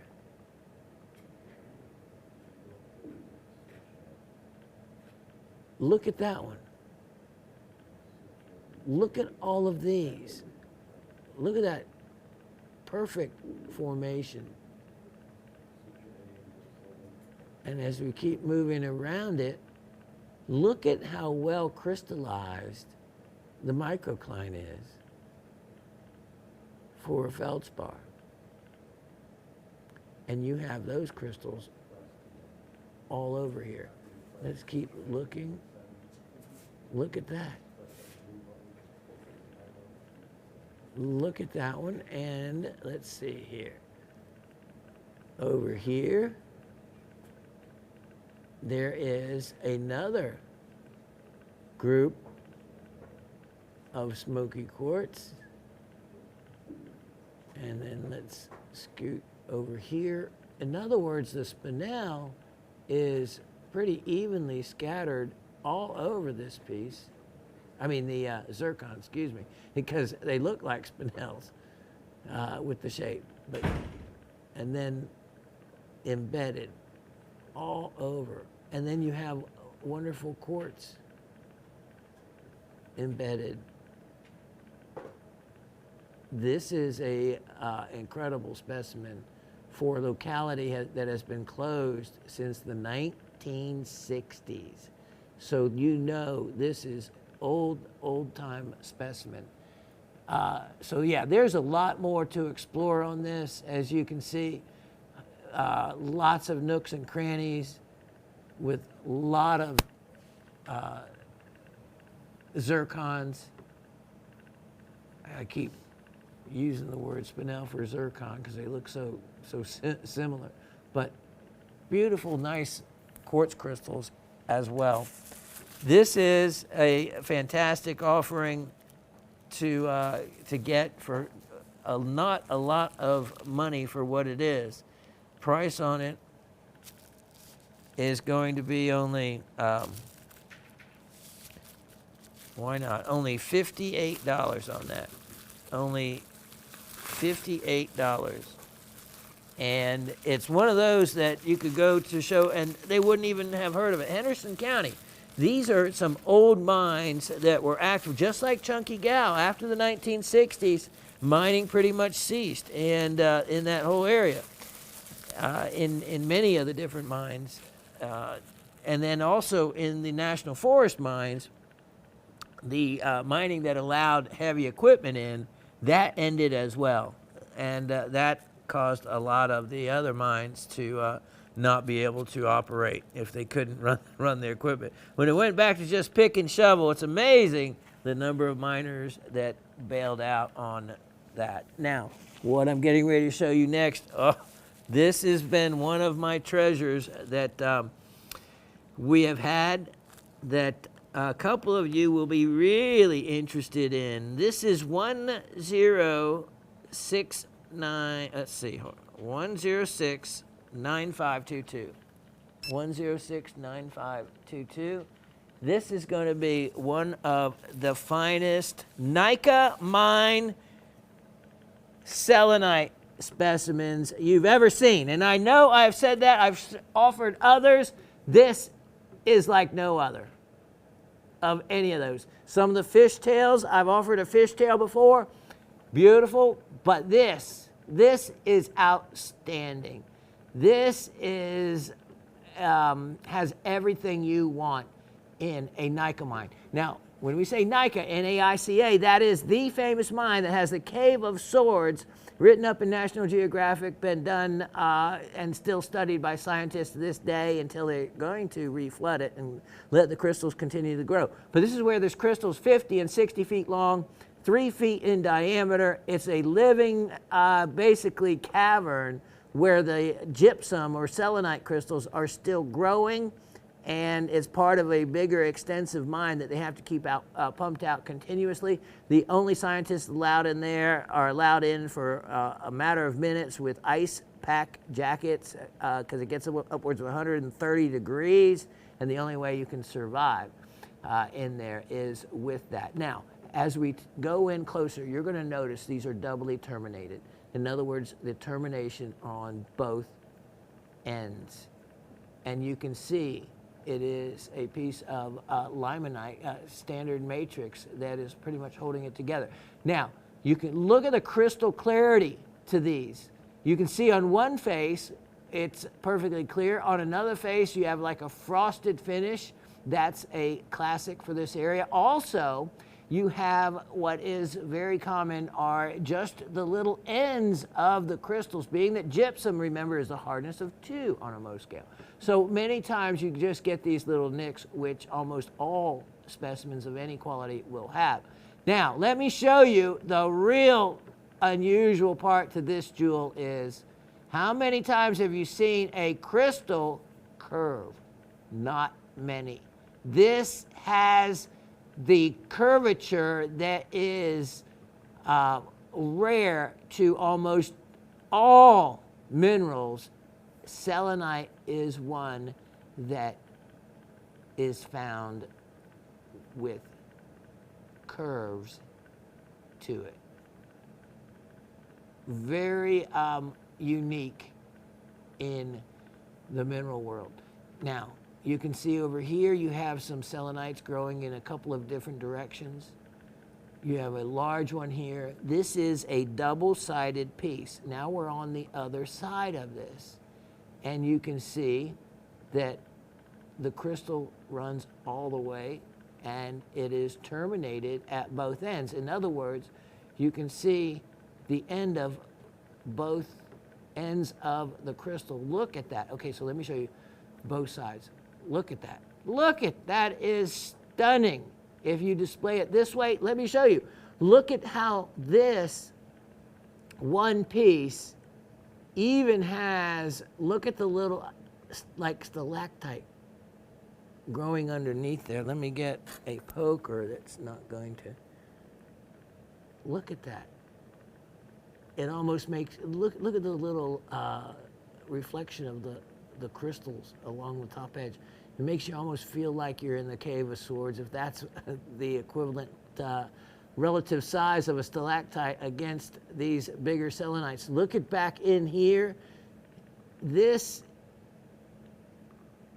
is some limonite with probably hematite. And then as we come over here, look at back in there. So all this has selenite behind it. And you have some of these other pockets that you can look back in to hollow areas that are hidden back in there. As you can see my finger and going back in there. It's like the crystals just rest. Look at the double terminations with this kind of cap on the end.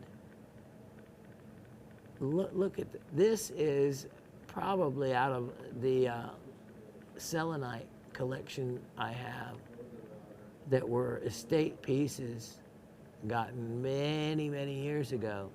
Oh, here's the other thing. Let me show you. Look at these phantom type formations right through here.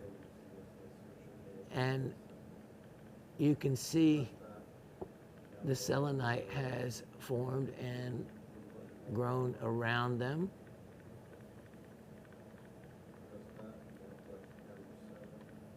And look at how crystal glass clear that selenite is. Let's look straight down on it, and you can see how many terminations. And oftentimes the selenite would grow until the tip would hit one end or the other of the size pocket that it was forming or growing in. And another way you got sometimes a little bit of the abrasions on the top. But the curvature, that is a very desirable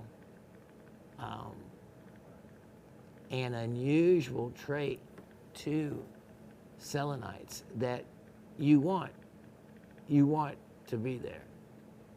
And it exhibits that trait on many different crystals and in different directions as well. This is a magnificent, look at how reflective of a specimen that is. And in simply excellent condition. Just really, really attractive piece. And I'll let whoever is the lucky person to get this figure out how they want to display it, so I won't include a stand because it could be displayed in many different ways. It could be displayed like that. It could be displayed up and down. I kind of like the up and down because it seems to generate a larger reflection like that. See that reflection? Than this way, even though that's pretty decent like that.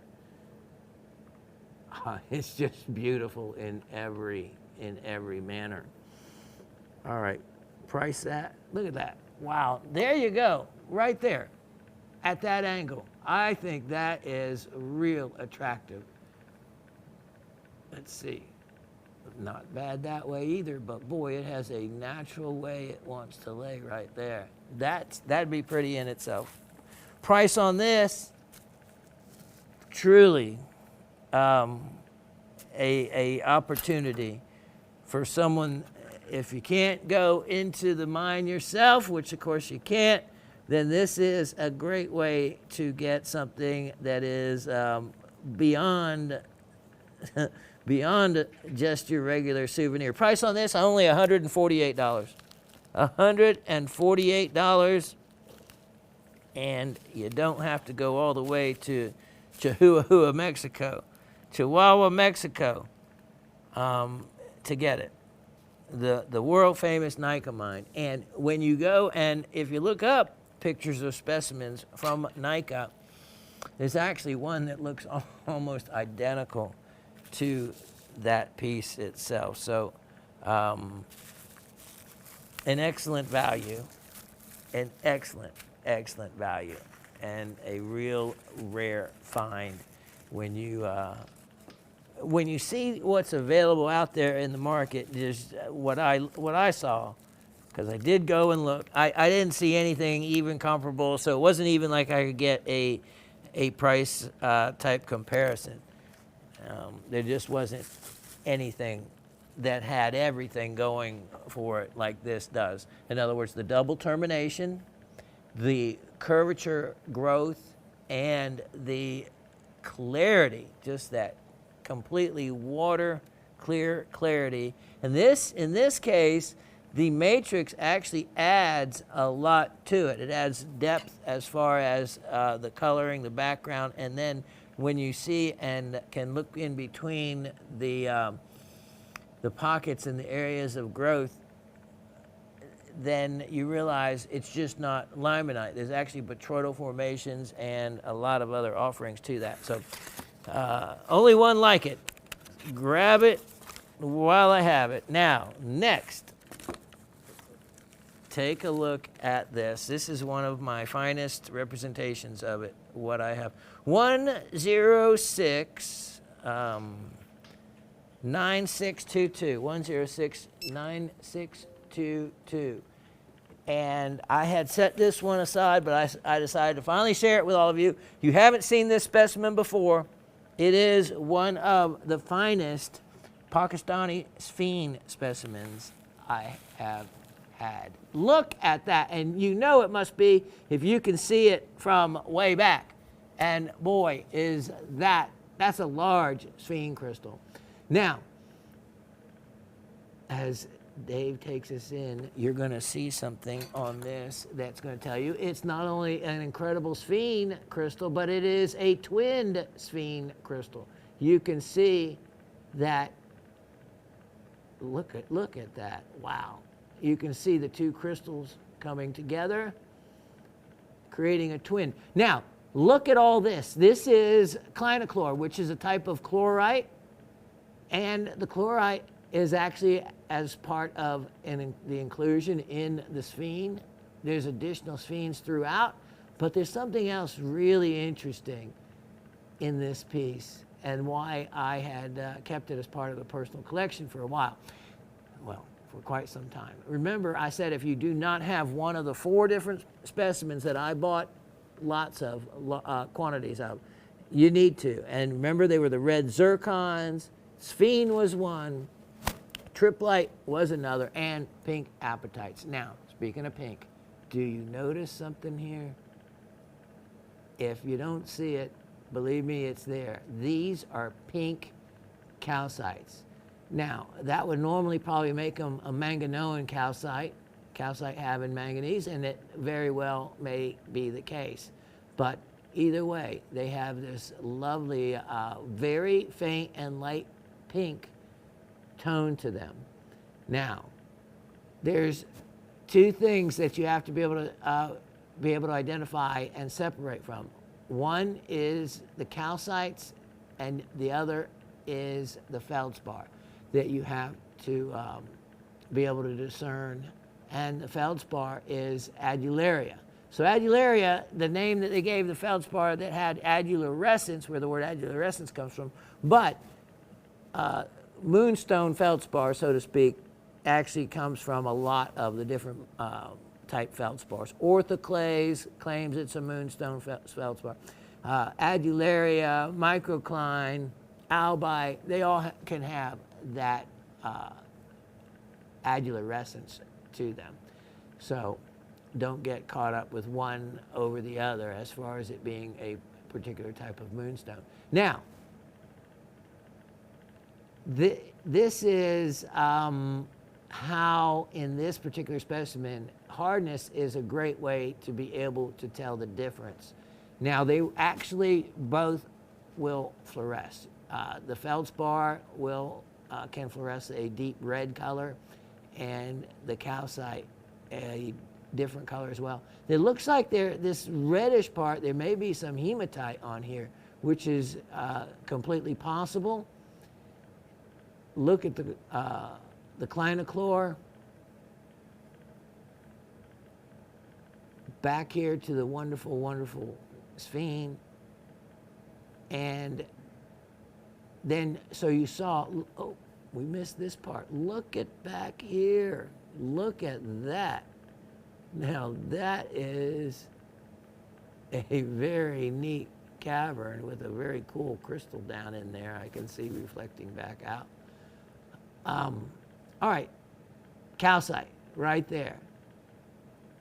And right next to it, there you have calcite as well. You have feldspar right there. You have, look at that adularescence right there. So you have feldspar, feldspar, calcite, feldspar, feldspar, calcite covered. There's calcite. You can see the kind of the 6 sides to that. Look at that. Look at that. That's gorgeous. Wow. Wow. I'm telling you, that's some rainbow moonstone. That's some incredible looking material right there. Look at that reflecting at the same angle at the same time. That's pretty interesting. Anyway, you can do your test yourself and figure out which ones are which. This piece, this is an excellent opportunity. Again, it's one of those specimens that you'd have a difficult time even finding at a show. Price on it, only $77. Only $77 on that. Okay, let me tuck that one away. I'll be right back. All right, now, this isn't something that you're going to see every day, and you probably wouldn't see it now if everyone was here. She is, of course, a, you probably hear me say about all these different things she collects. Well, she does, and Labradorite is something that she's been in love with long before me, and she has some of the most amazing spectralite, which is, of course, the from Finland, and is by far the most valuable type of Labradorite, where it's on that really black base color tone and it has some of the most vivid colors. They don't really necessarily call, except I see a lot of places that try to call Madagascar Labradorite spectralite. I think spectralite should be reserved mostly for the finish quality of it, the type from Finland. And though there is some Madagascar Labradorite that is absolutely stunning, it's really the black base color to the other material that I think that sets the two apart. Now, this being a Madagascar piece, it is simply gorgeous. And the purple that you see in here is what you're seeing. It is purple, which is the rarest color and the most valuable color in Labradorite. Look at this one face. This is incredible. Now, if this looks somewhat similar, it is because there were 2 slices I took off of this. And part of the reason was that this piece had a little natural at the top, and I was trying to remove some of the worst part of it by taking 2 slices off the back. Well, if you remember, I think it was Anthony. Anthony got 2 slices where I think he received only 1, and the second one did come with it. So hopefully you got the other second piece, because what he got was them from this side that I sawed off of it. Now, this is why the side of those pieces that he had, looking at it from the side, were so beautiful and high quality, because they were coming from this material. If you took a saw down this side, and you can see how labradorescence often forms lamellarly.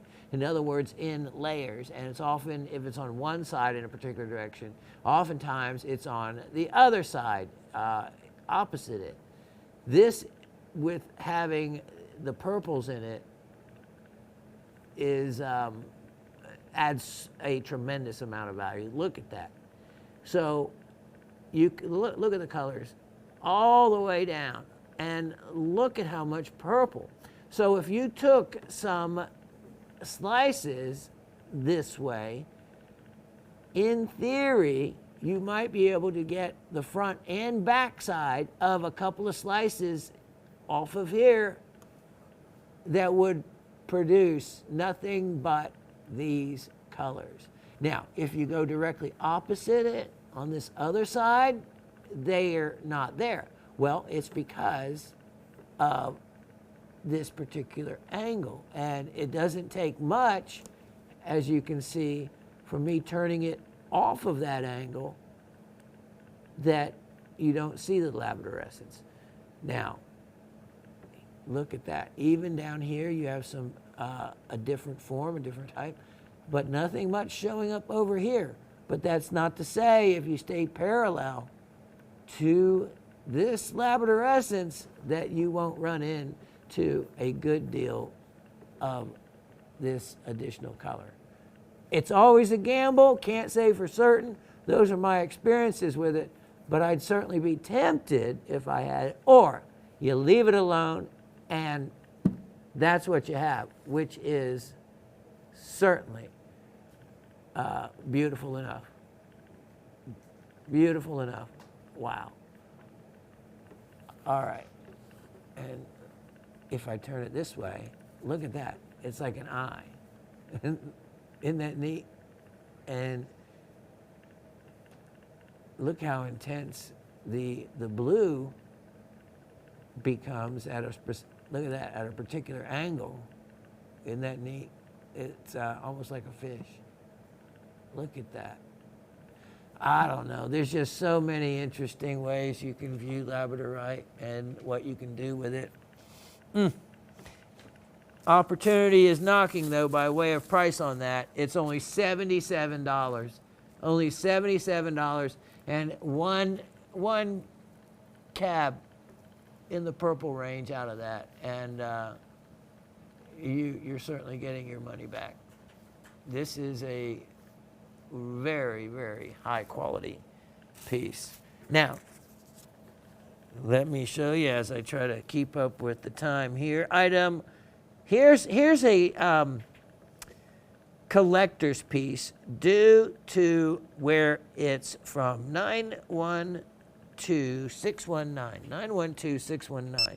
Now, we talked about Henderson County finding the closed Jones mine for feldspar and microcline and zircons. Well, look at this. This is a North Carolina pyrite specimen. And I literally got this in Dahlonega, Georgia. I didn't even know it was there. It was there one weekend.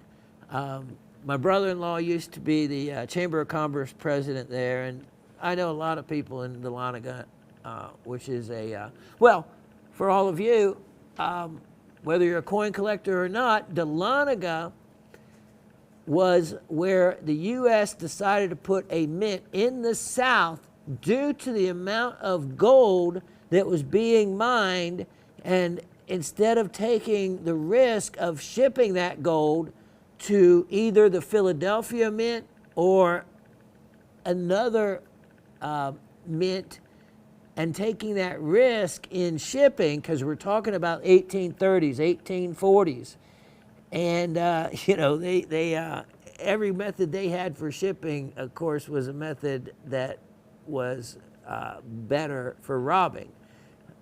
There wasn't any airplanes. It was a slow, arduous trek that how they would ship the gold. And you always often heard of these gold shipments being knocked off and stole and robbed. That's how they got the Wells Fargo got its start in protecting some of these shipments, and other names that you'll be aware of. All right, so they built a mint, and it was right here in Dahlonega, which from where I live is 30 minutes up the road, if that. And of course, it is the center of the gold rush, the first gold rush in the United States in 1828. So they were best known for minting the little $1 gold pieces, which I still think are one of the most fascinating and most beautiful coins there is, besides the St. Gaudens, which was a $20 gold piece, and now, going for a small fortune. The little $1 gold pieces are very valuable, and especially when they carry, of course, the Dahlonega mint mark. So they built a mint in Dahlonega. So there's a lot of history. So there was, of course, going north from there, before they realized the geologic belt to the gold ran in a very narrow area from going from southwest to the northeast diagonally. And it didn't stay following the Appalachian Mountains up only little sporadic deposits when they got outside the gold belt. But places like Charlotte, into South Carolina, they were still in the gold belt. But when you got north of that or south of that, they weren't. Gold belt actually extended all the way into Alabama. So, but the prospectors, before they realized that, they scattered out amongst the mountains, thinking the mountains was where the gold was at. And too often, this is what they found. Pyrite, known as fool's gold. This is a gorgeous, though, look at that, high quality piece of North Carolina pyrite from Jackson County. So right in Dahlonega, at this little tiny parking lot, just by chance, it was a tailgate rock show, which are some of the best. And there was a fella there that just had some local North Carolina specimens that he had collected over the years, and this is one that I was able to get from him. And, you know, believe me, it wasn't much compared to the uniqueness I found of it. You know, if you found a Spanish cube like that from the, you know, the Spanish deposits that have those cubes in the very soft matrix that they often popped out of, those are going for a fortune. And I used to sell a lot of those here at Gem Shopping many years ago. And now, price-wise, if you bought one then, you did well, because the prices are much greater. Look at these. So you can see these crystals dotted throughout this piece. But you have this one really nice showy piece. This piece could be cleaned up a lot if you wanted to prepare it yourself. And I have such a great opportunity price-wise. This is on sale. And I mean on sale, $21. Only $21 on that. And this is a great made in America piece. And if nothing else, you see this little area here? That would make a wonderful place to set another carving or display, something against the backdrop of the pyrite. So it would make a wonderful, because a display stand for a carving or another specimen in general. That's the way my brain thinks anyway. All right.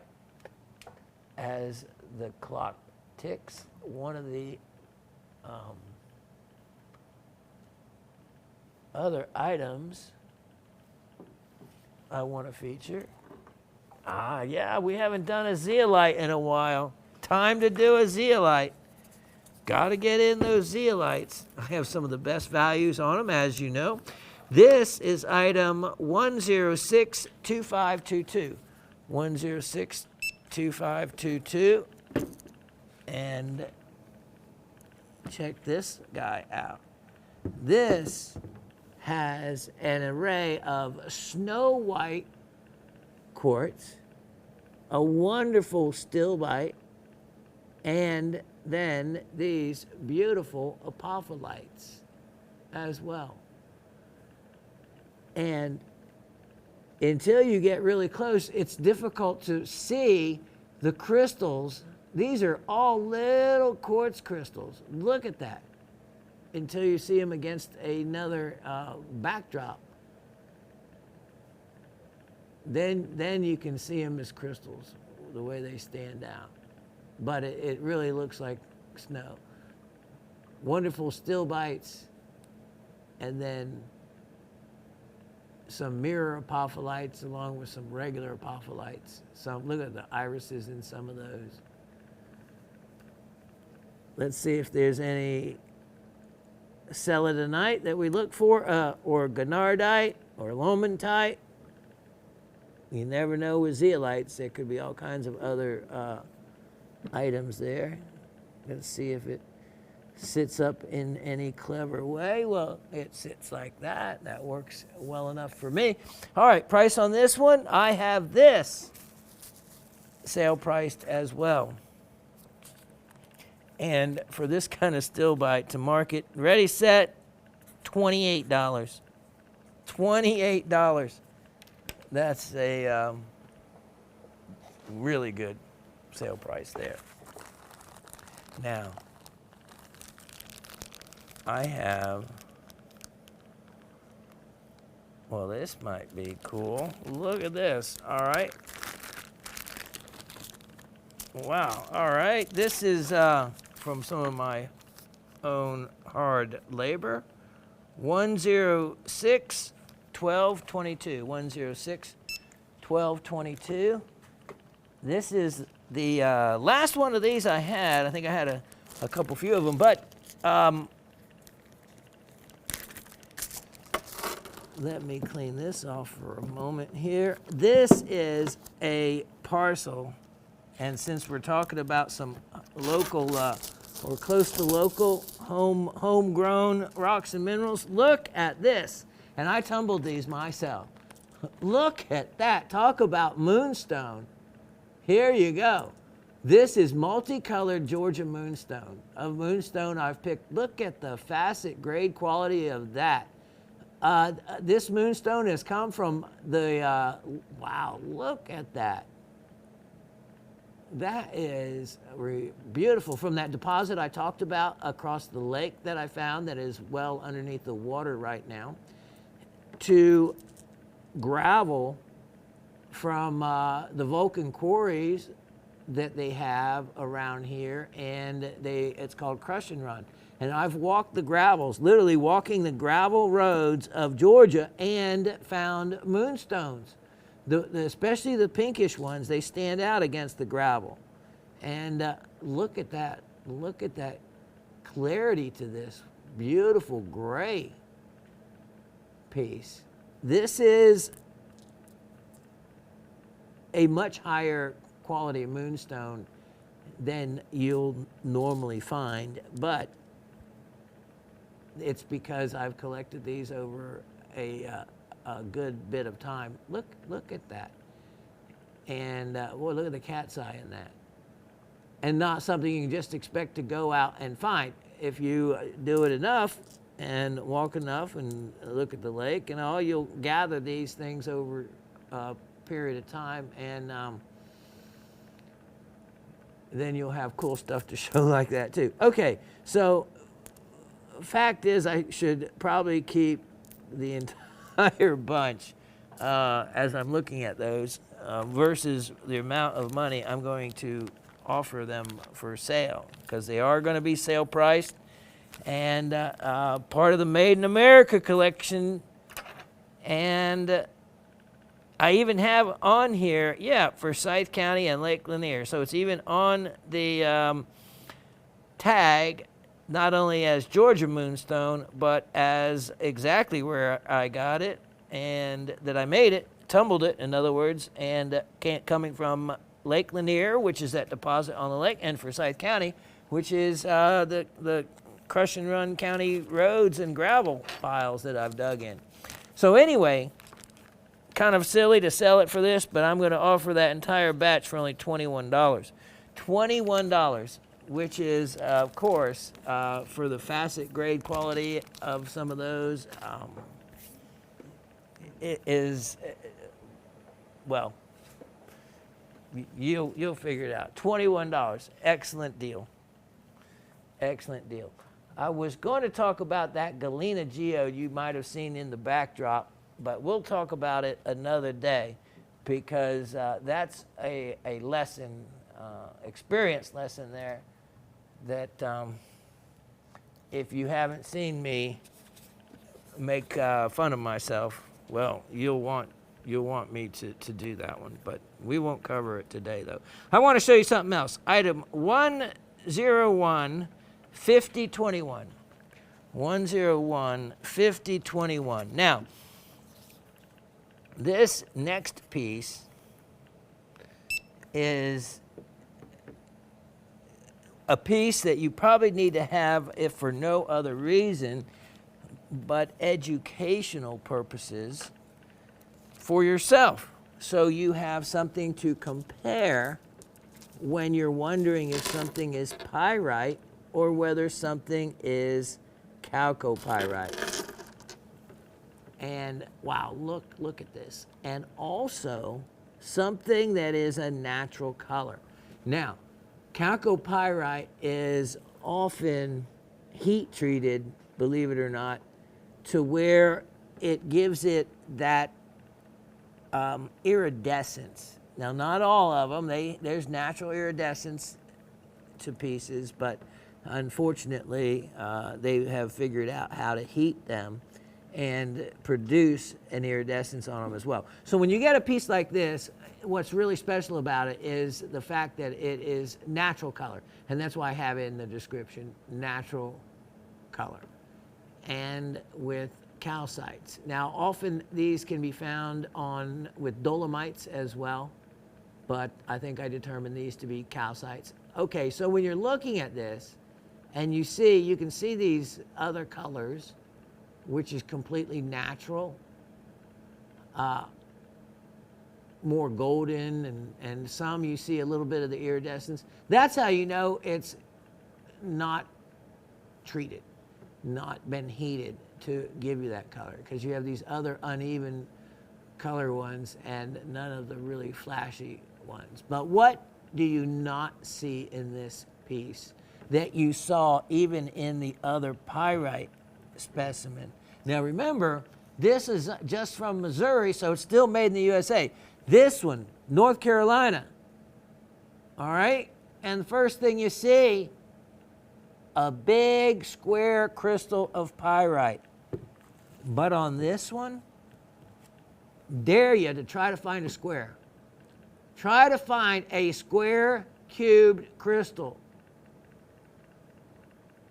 You're not going to. And that, unless it's pyrite, but I didn't find one on here. Look at that neat little colored iridescent one hiding right down in there.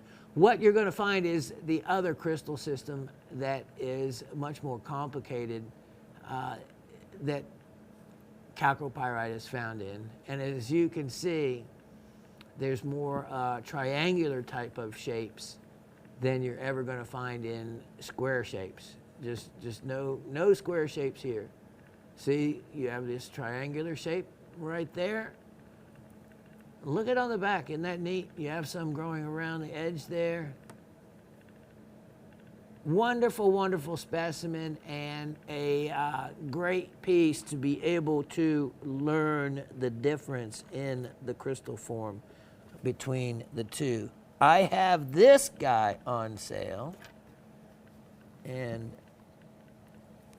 you might want to get a stand or something for him. I don't know. All right. And on sale, I mean on sale. So remember I said triangle? Kind of remember triangle with tetragonal.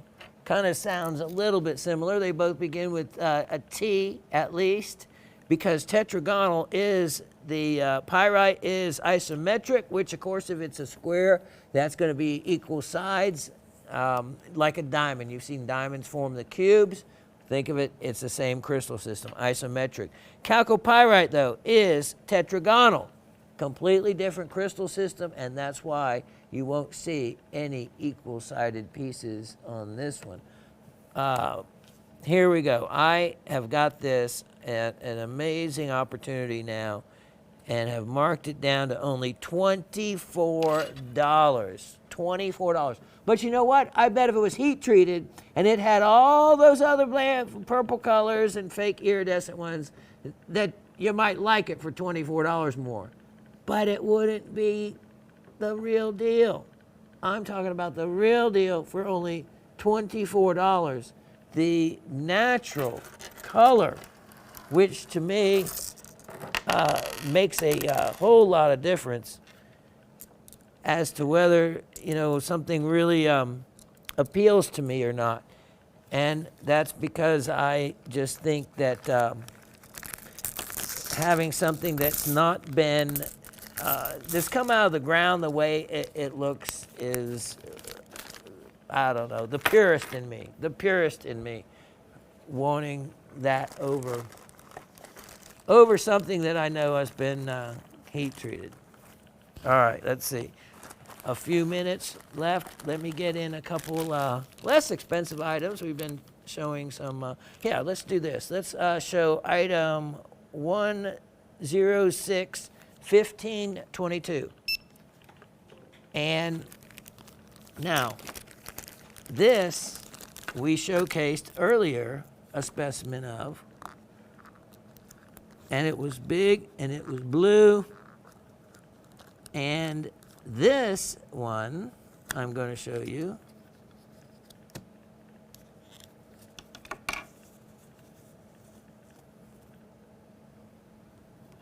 a little different. And you have a nice classic yellow apatite crystal. And Calcedna, actually. This is pretty interesting. Look at the other minerals on this. There's some other exploration for someone to do on this. You even have a natural fissure in the crystal with some healing lines in it. You have some irises in there and some interesting other crystals there. But I'm going to let you figure it out and do a little bit of research on that. And how about this? This one, it's from the Mercado mine, actually. I know exactly where it comes from. And it is strong, super orange chartreuse fluorescence to this. Wow, that's interesting. What a great piece. Those are my notes. So from Durango, I should have looked at that again with the black light. All right, we're going to sale price this one $18. Only $18 on that. And you will come away with a amazing specimen with some strong shortwave fluorescence, strong orange. That would be really beautiful to see. Let's look at item 1062122. And let's take a look at what we have here. This one looks like I've never shown it. Wow. Let's take a look at that. What a gorgeous aqua crystal. And look at how perfect the form is on that. And Orongo material, so wonderful Namibian material here. And I am going to put this on sale, believe it or not. This is from my own collection. Let's look at it one more time before I give you an incredible discount opportunity. You can see the classic shape to a tourmaline shoal, beautiful shoal tourmaline, nice, large enough to be easily visible. Natural, rich, natural color. And then, of course, etching is kind of common to a lot of the different crystals there. Wonderful hexagonal form to that. All right, price on this. I am going to sale price this one. Big discount. Big discount opportunity. And I am going to make that only $77. $77 on that. And that represents a large discount. Okay, I think we're coming up to the last item of the show. Let's see what we have here. What do we have?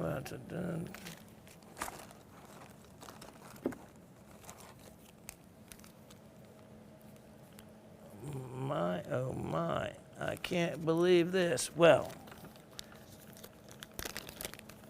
this will be a good one to end the show on. We have, since I either never showed this or you guys must have had your eyes closed. Let me make sure everything's fine about it. Yeah. Okay, let's look at item 106-1722. 106-1722, and what do we have? Look at this. That's an opal. Like I needed to tell you. Look at this. Lightning Ridge opal. Look at the carving. Look at the detail. Now, this piece is a specimen and carving rough. It is for your additional carving to take this and make it into something different.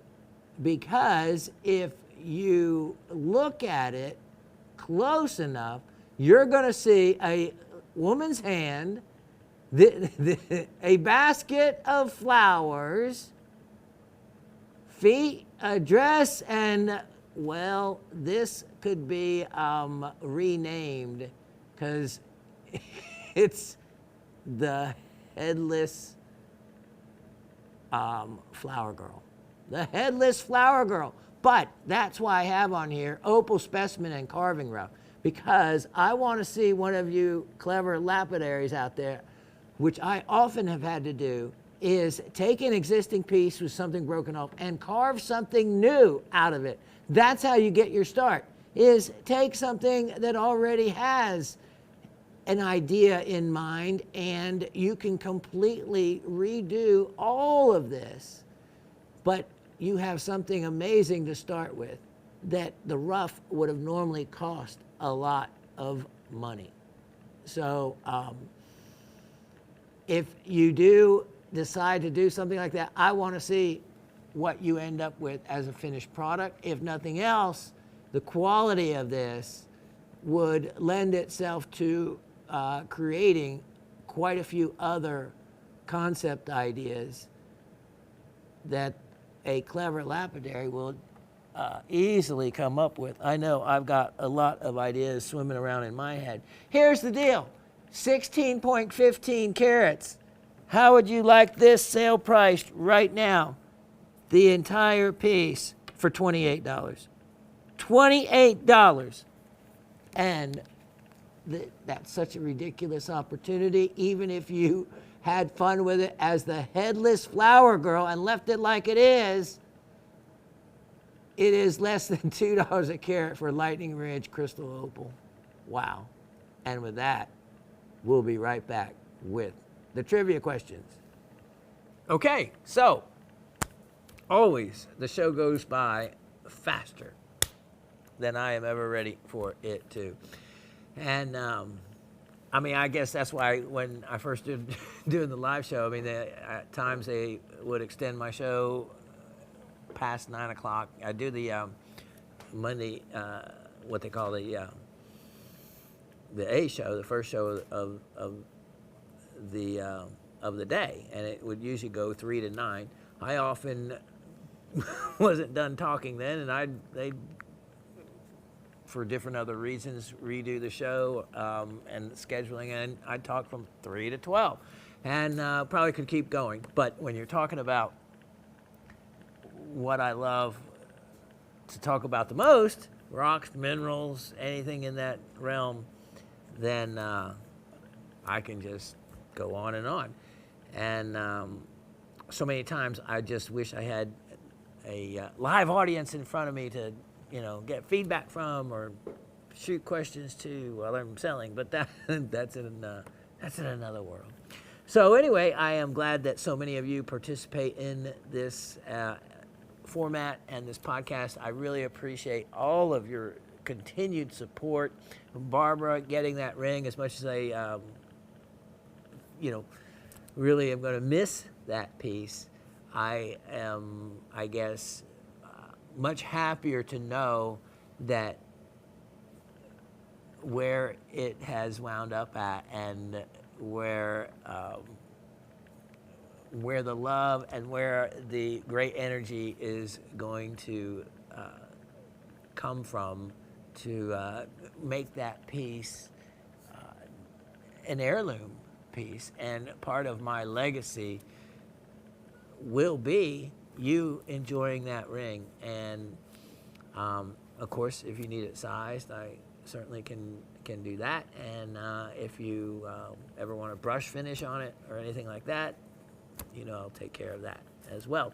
So I like to know, and again, on the iridescent goethite and hematite, and I'll call it by those names so no one's confused if I use the other name that made some of you look up, which was great.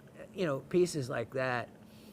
I think Brad got it to know that one of you recognized it for what I recognized it for, and that was its complete and sheer beauty. And the fact that even on that one, I told you that it was dusty because we've enjoyed it, that I was able, and I gambled, but I knew it. I knew that iridescence wasn't something that could just be made to disappear.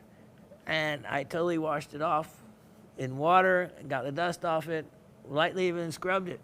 And, it just dried, and all those colors just became so even more vivid than they already were. So, you can feel safe about that. And that's what I like, is if something has that kind of beauty on it, then you want it to be able to retain that beauty. And I would hate for me to pass on the value of the piece in having that iridescence, and then, somebody goes to just wash it without knowing, and all of it goes away or something, which can happen if you're selling halite or something, which are the salt minerals that grow every year out in out in the areas of Death Valley and around there after they get a rainfall, and you get these amazing growths from salt. And they'll actually grow sometimes in layers, and I've offered in different colors, pink colors and whatnot. And but if you get them wet, well, they'll just, and that's what happens. It rains again, they all dissolve, and then they'll regrow. So